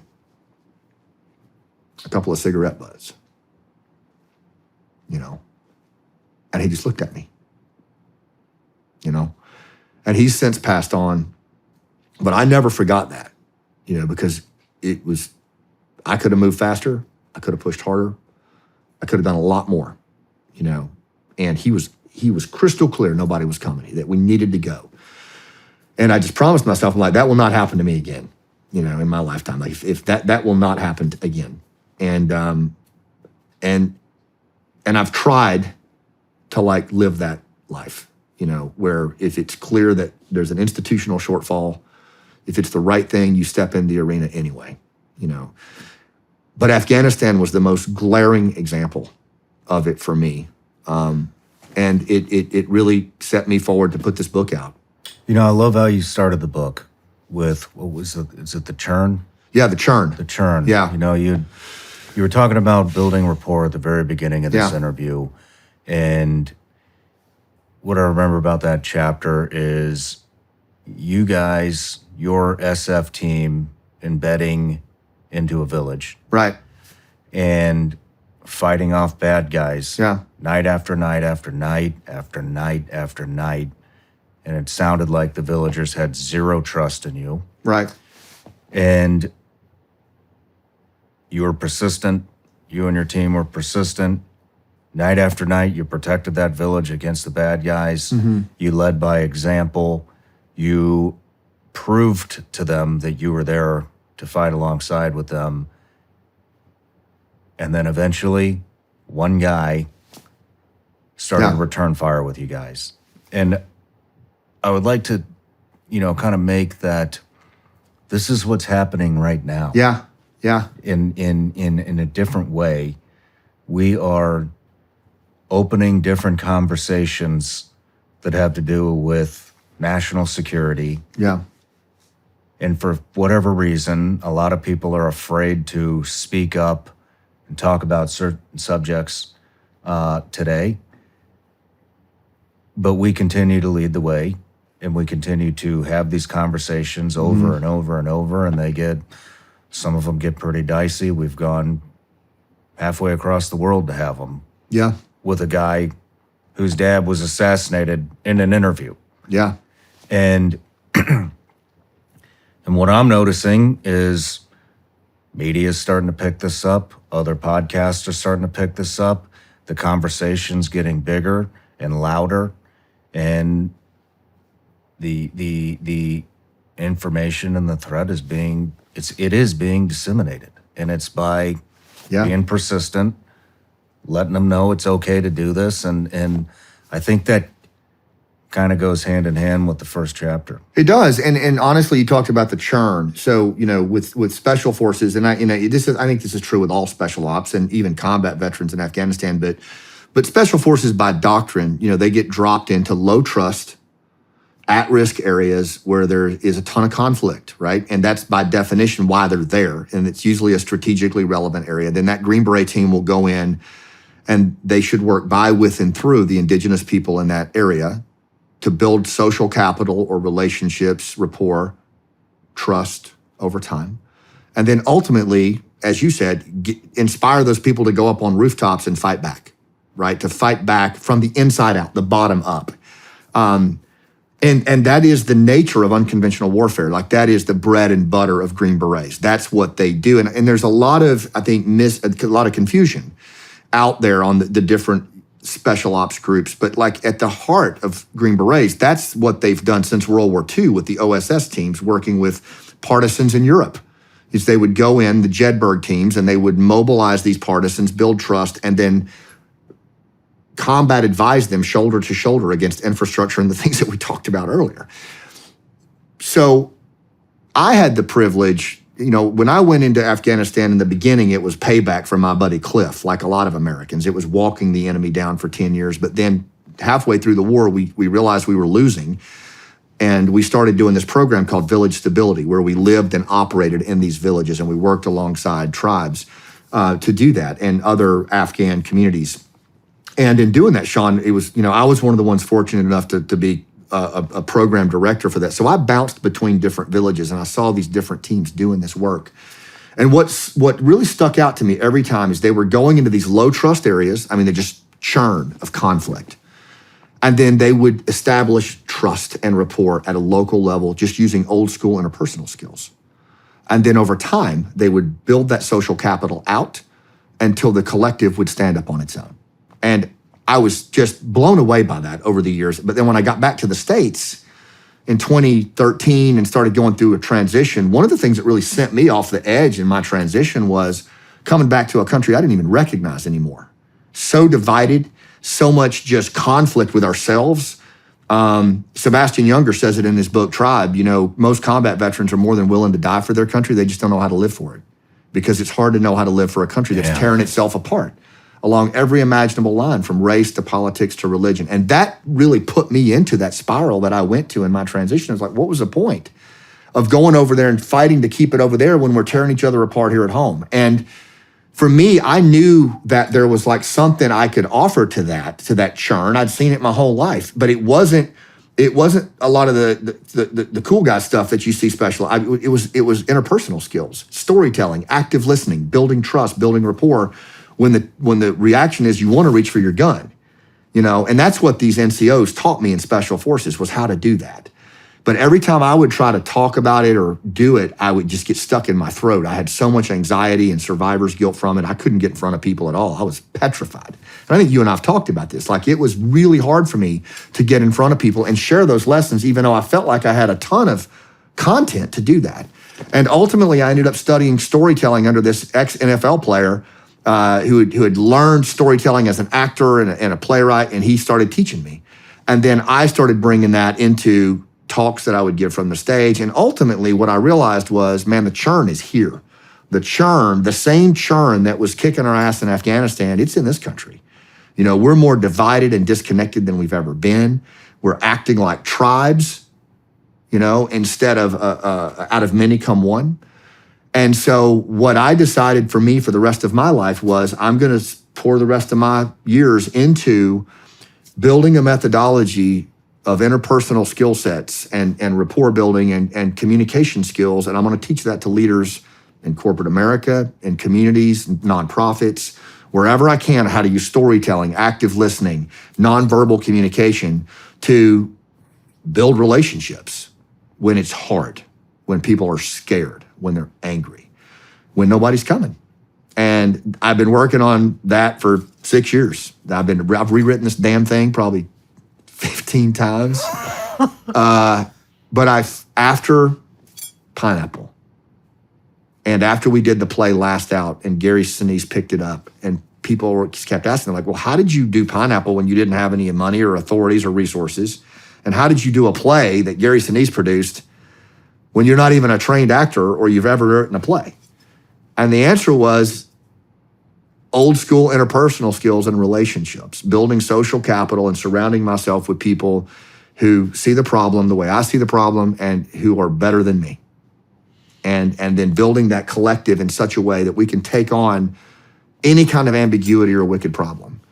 And I just love it, you know, I thought, man, if I could put that in a book that's like stories and best practices, where individuals like you you're building this massive movement and you are literally filling the gap, as you said, that media is not filling, that politics is not filling.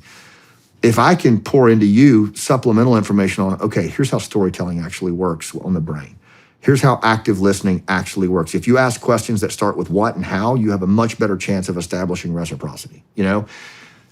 Putting in tactics that really help people just make better connections in the moment. There's no ceiling for them. There's no limit to what they can do. And that's what this book is. It really is just chock full of best practices that I learned as a Green Beret, and believe it or not, that I learned as an actor. Interesting. Yeah. Yeah. As an actor. Yeah, because when we wrote the play Last Out, I'd never acted. I mean, it was like the ultimate midlife crisis. You know, I started studying acting at 50, and I snuck up to New York. I didn't tell anybody. My wife's the only one that knew. I studied under Larry Moss and Carl Bury, really good coaches. But I told him, I said, I want to do a play about the war to help civilians and politicians feel it, like in their gut, in their solar plexus. And I want veterans and Gold Star family members, when they watch that play, they say, that's me up there. That's my life. At the same time. And those coaches said, well, Scott, you can't do that because the only thing you know how to do as a soldier is to take hard information and push it down.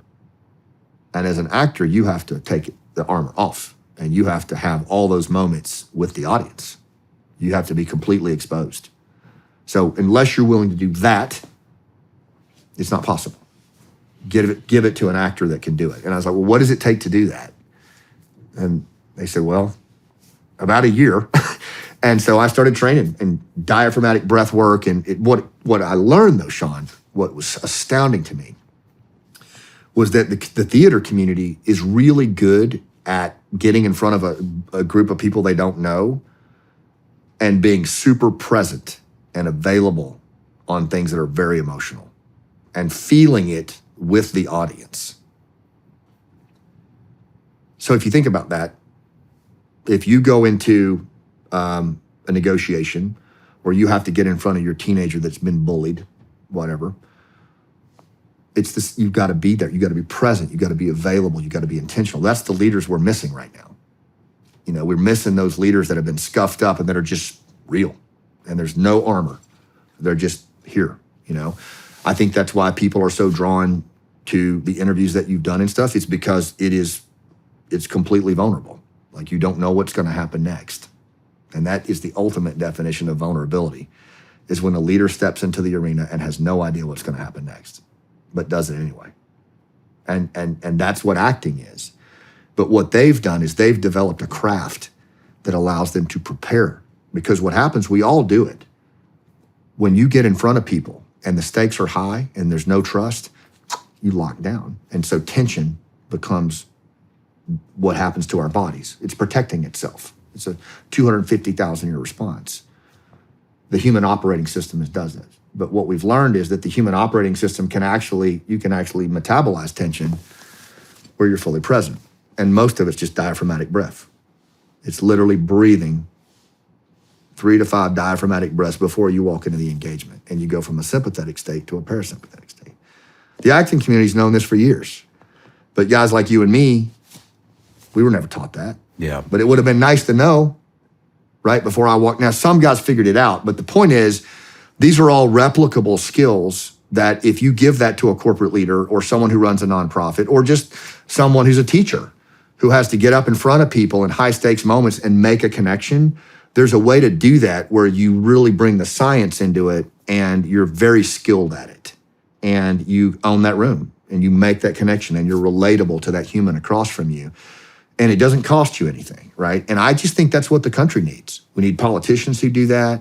We need teachers who do that. We need moms and dads who do that and who have these interpersonal skills. We've all got the coercive skills, like you said. There's plenty of that. Mm-hmm.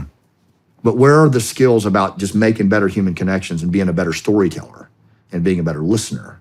Because that's actually where reciprocity happens and we form collectives that can actually do the things you're talking about at a community level, coming together and demanding action, and we need leaders who have those skill sets when nobody's coming. And I think that's how we get big shit done, right? Is getting back to the human operating system, back to our nature, getting out of these phones and into what allows us and allowed our grandfathers and grandmothers to connect.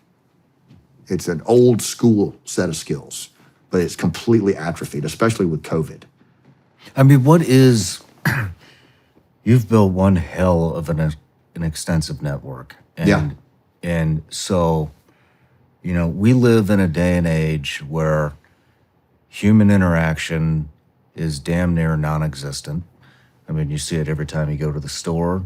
You see it everywhere. Yeah. Mm-hmm. Even when you're asking an employee of a store, hey, where can I find the, doorknobs? Right. I don't know. Yeah. And it's like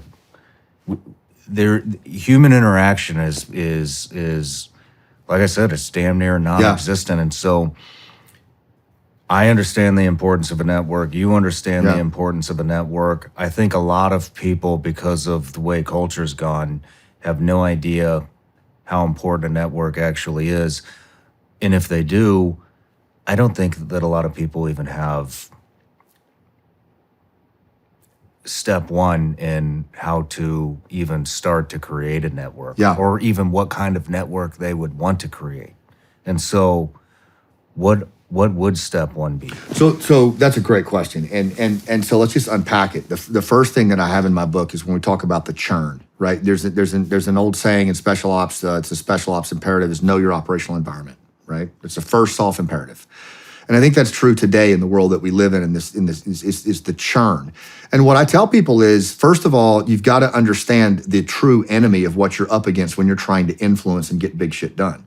The enemy is not the Republican or the Democrat in front of you. The enemy is not the mask or no mask person in front of you, right? The enemy actually is a very unique, unprecedented, novel set of social conditions that we've never seen before in this country. And it's a set of social conditions that have actually caused us to evolve to a place where we're doing what you just said, where there's no human connection at all. It's straight up division. It's fear-based. Most people are operating in what psychiatrist Ivan Tyrrell calls a trance state. When we are in a persistent state of fear or anger, we go into a trance, right? And it happens all the time. It's just a state of hyper-focus where I'm angry or I'm afraid, and the body takes over, and the body is focused on survival, right? And if you look at people all the time, they're in this trance-like state where they're focused on surviving, they're afraid, or they're angry. And they've been conditioned through these damn phones, through the 24/7 news cycle, divisionist politicians, and it's over and over and over. We're inundated with this. And over a period of time, the amygdala, the primitive brain, it doesn't know the difference between a saber-toothed tiger and a contentious election, right? So our bodies haven't changed in 250,000 years. So we have this primal response of trance. And so most people are walking around in a trance state, man. And when that happens and you're afraid, what you do is you revert back to the most primal form of trust, which is your in-group, the people that look like you, think like you, believe like you. And those people over there, they're dangerous, existential threat. And we start treating each other, as Younger says, with contempt that would normally be reserved for one's enemies, right? So you've got pervasive contempt, moral superiority just everywhere in our society. And so it causes us to act in a tribal way, rather than what we're actually preconditioned to do, which is connect and bridge, right? And what's defined this country for 200 years. Alexander de Tocqueville said it when he visited here in the 1800s. He said that country is individualism rightly understood. Individuals, but who understand the value of community and connection. And we've lost it, right? So the first thing I tell people is to recognize that you're operating in a set of novel conditions where your first order of business is to recognize most folks around you are in some kind of trance state. And your first order of business is to bring their emotional temperature down to a level that they're even ready to listen to what you have to say. And we may not like it, but it's just our reality. Is how do I get the person across from me ready to listen to me right now? How do I take the tone down to where they're in a parasympathetic state, their ears actually start functioning again, and they're listening, and that's hard, man. And I can remember going into places in Afghanistan where I'm sure you do too, where you had to build rapport really fast. Oh, yeah. Right? And you come in hard. I mean, you can do that, but what you're actually doing is creating a social insurgent. They're already amped up. So you got to bring their emotional temperature down. And that's why, again, so the other piece that I would say to your question is not only do you need to understand the churn and that you're in these novel circumstances, but that you actually have something at your disposal, which is the human operating system. This primal instrument that has been around for hundreds of thousands of years is actually well suited to bridge through that stuff. We're natural storytellers. We're actually predisposed for connection. We don't have fur, fangs, or claws, right? But yet we form groups and teams better than anybody else, and we sit on top of the food chain of all mammals because we know how to team, and we're wired for it. But we've atrophied all those skills. So what I'm saying is we need to understand how humans actually make connections, how we build relations, what creates reciprocity, what makes another human want to do something for you. Right? The reason that I've built the networks that I've built is because I understand both the art and the science of connection, right? And I understand that the relationship's the most valuable asset you have in your inventory. Not for the transaction, but for the friggin' relationship. You think about the things you and I have done together in the last, 4 or 5 months. Every single one of those things has come from the relationship that we have and that we've built. And it's all built on a platform of trust. Right? And I know that if you come to me with something or I come to you with something, we're going to go. We're going to figure it out. We don't know the answers, but we'll figure it out. And honestly, that is the foundation for where we need to go as a civil society, as businesses, communities, is we got to reestablish social capital. And we got to get away from this bullshit of building a relationship for the transaction, which is what we've been conditioned to do, and get back to how actually humans operate, which is social capital. It's the oldest form of capital in the world, relationships, and put a premium on them. Teach it to our kids, relearn it ourselves, become better storytellers, better listeners. And the final thing I'll say is a very tactical thing where you said like that person's like, yeah, it's over there. Is to act. One of the things I teach in negotiations is the first rule in this environment is you have to make a human connection first. Before you ask for anything, before you show a slide, before you make a point, do I have a connection with you? Do you see me? Okay. All right. I got you now. All right. What's going on? Yeah. And then we go, right? Make a human connect. And we're not doing that anymore. We're just literally in our phones. We're not even connecting to one another. So the leaders that are conscious of connections and actually clock it and leverage human connection as an asset, they're going to be the most relevant people every time. They're the ones that are going to get the big shit done. And you look at some of these candidates out there right now in politics, no social capital. Yeah. And it's not good, man, because that's what we model our behavior off of. You know? That's a good point. Yeah. We model our behavior off that. And we need leaders stepping into the breach who are responsible on demonstrating what human connection and rapport and relationships is supposed to look like. How do we treat each other? And the last thing I'll say about it, and I know I've riffed on it, is in this election, as a Green Beret who has worked in a lot of insurgencies, and I've seen how it ends, just like you have, I am far more worried in this election about how we treat each other discussing these issues than the issues themselves. Because the biggest threat we face is in how we deal with these issues. If we deal with these issues the way that we are and we keep on this path, shit, it's going to be so easy for Al-Qaeda and ISIS and everybody else to just fillet us. Yeah. Yeah. It's like we're a remote outpost, you know. I tell people, like, imagine that you're on a hilltop and you're defending against an onslaught of the Taliban, right? And you and me are in a foxhole, and we're fighting this onslaught, and they're starting to flank us now, and they're coming around our flank, and it's very clear that they're about to get the high ground on us. And so at that point, I just turn to you in my foxhole and I just knock the shit out of you, and then you knock the shit out of me, and then we just start knocking the shit out of each other while the Taliban are flanking us. That's what we're doing. Yeah. Literally. Literally, that's what we're doing. And so I think we got to shake off that trance. I've never heard it put that way.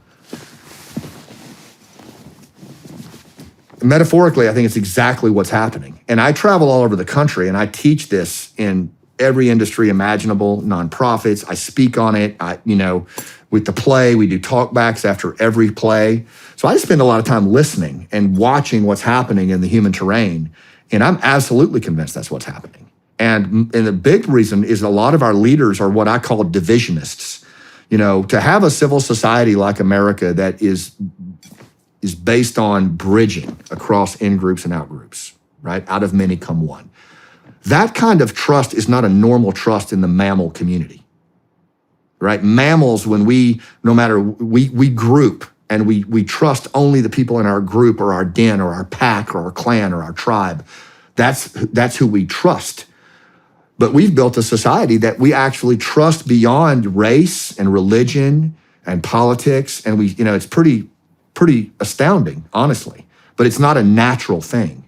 And it requires a level of leadership that is bridging in nature. You have to be stewards of that. You have to model that in what you do. And to me, over the last several decades, what you've seen are leaders who actually are supposed to do that, but they've actually become like these divisionist leaders who foment division and basically create the reemergence of these in-groups and out-groups, these tribal groups, to advance a narrow agenda. And if you look around, you see it everywhere. You see it on both sides of the aisle. You see it in social media. You see it in 24/7 news. You see it in communities where these leaders are actually fomenting instability by advancing one group over another group. And it's the antithesis of what this country was founded on. It's the worst form of leadership. It's tribal leadership. And so we need leaders. Again, I look at what's happening in this country, and guys like you and girls like Sarah and Legend who are building these things. I'll show the football a little bit. At the end of my book, I talk about in the early 1900s, it was a really rough time in the country, bad time in the country. There was a lot of division, a lot of political haves and have-nots. The agricultural communities were collapsing and everybody was going to the cities, and the cities were failing in their infrastructure. Immigration was a massive problem. And the pundits were saying, America's on our last leg. It's the end of days. In fact, Robert Putnam, when he writes in his book, The Upswing, he talks, when he does the first chapter, you think he's talking about right now. Sounds familiar. And he actually reveals that's the early 1900s. But here's the thing. A couple of drunks in Akron, Ohio, who had tried everything under the sun to get sober, Dr. Bob and Bill W., couldn't get sober in any of the institutions. So they said, all right, nobody's coming. Let's you and me have a meeting. And they called it Alcoholics Anonymous. Wow. And that meeting obviously spurned into, years later, millions and millions of people in recovery, including me. I've been in AA for 24 years now, as a result of that meeting of these two dudes. But it just wasn't just AA. During that same period of like 1900 to 1910, Rotary Club, the Kiwanis Club, the Elks Club, the Junior League, the NAACP, Future Farmers of America, pretty much every bridging trust, community-based organization that you and I have ever known in our life started in that period. And it was all bottom up, all grassroots, when nobody else was coming. And it ushered in the longest running period of social capital in American history. It went from 1900 to 1972. And then in 72, the downswing started again with Vietnam, and we've been on it ever since. But a lot of social scientists, and myself included, I'm not a social scientist, but I agree with them. I think that we could be on the cusp of another upswing, that there is evidence of a large number of movements that are happening. And I look at what you did with that petition, right? We.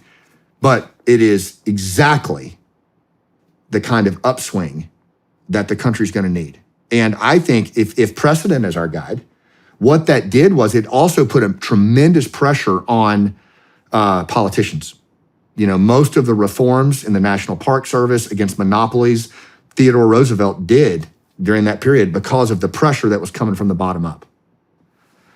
So there's a lot of macro level precedent, Shawn, for this. This isn't just little boy whistling in the dark. I mean, like, this stuff actually works. And what we just need to make sure, though, that we equip and I'm not talking about it, I'm talking about just good civic leadership, right? I'm not talking about like armed uprisings or anything. I'm talking about just good civic leadership by community-based leaders, business owners, nonprofit leaders who see nobody's coming. Okay, I'll do it.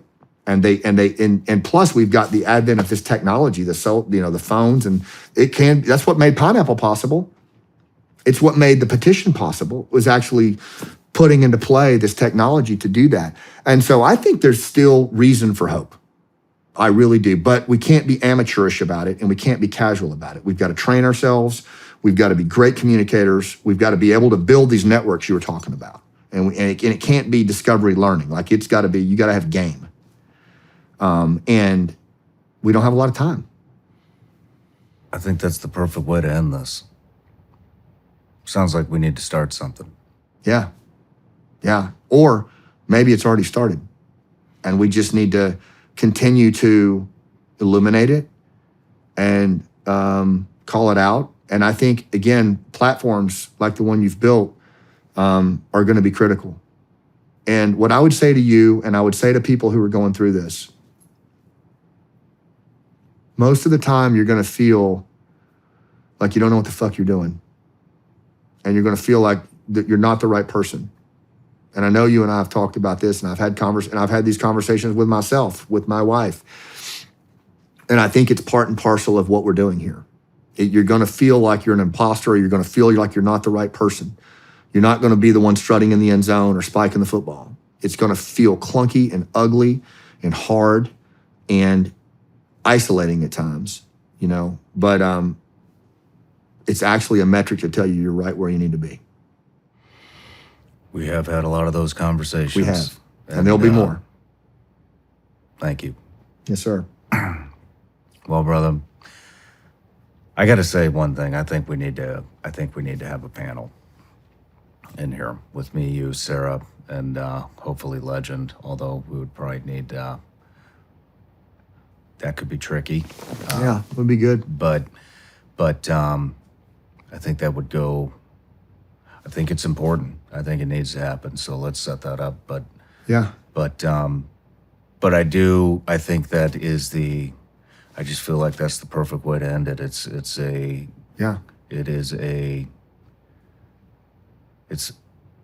glimmer of positivity and what could potentially come. And well, I mean, the hard part is you hear a lot of things because of what you expose, and you wear that shit. Like we talked about, like you just keep getting hit with it, and it's a lot. And I agree with you. I think there's so many reasons to, but again, I look at the number of people who have actually taken hope from the way you've reverse engineered it into, okay, now here's what we're going to do, right? And to me, that's like a great shot across the bow of like, wow, look at that. Like that actually led to this. There are going to be more opportunities, I think, for you as you move forward and others to have calls to action, right? And even if it's just like, hey, you guys do this, like, in your areas, like kind of like we talked about today. We don't have all the answers on state and local solutions, but you do. Get after it. Like, start working it. I don't know. I think that a lot of that is, it is a message of hope, but it's based on precedent. That's what I try to get across to people. Like, I don't just throw shit out there. Like, I've studied the hell out of this. And I saw it with our village stability operations in these places that had fucking no hope. I saw entire communities restored in months where they were farming again. They were managing livestock. Like, dispute resolution was taken away from the Taliban and put back in the hands of community leaders.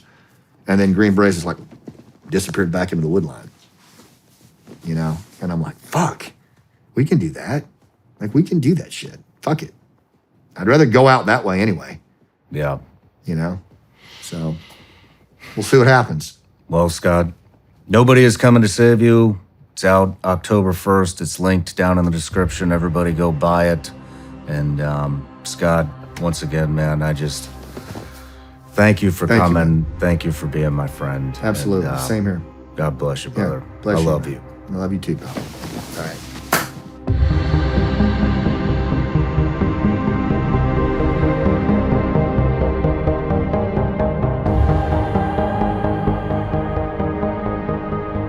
No matter where you're watching Shawn Ryan Show from, if you get anything out of this, please like, comment, subscribe, and most importantly, share this everywhere you possibly can. And if you're feeling extra generous, please leave us a review on Apple and Spotify podcasts.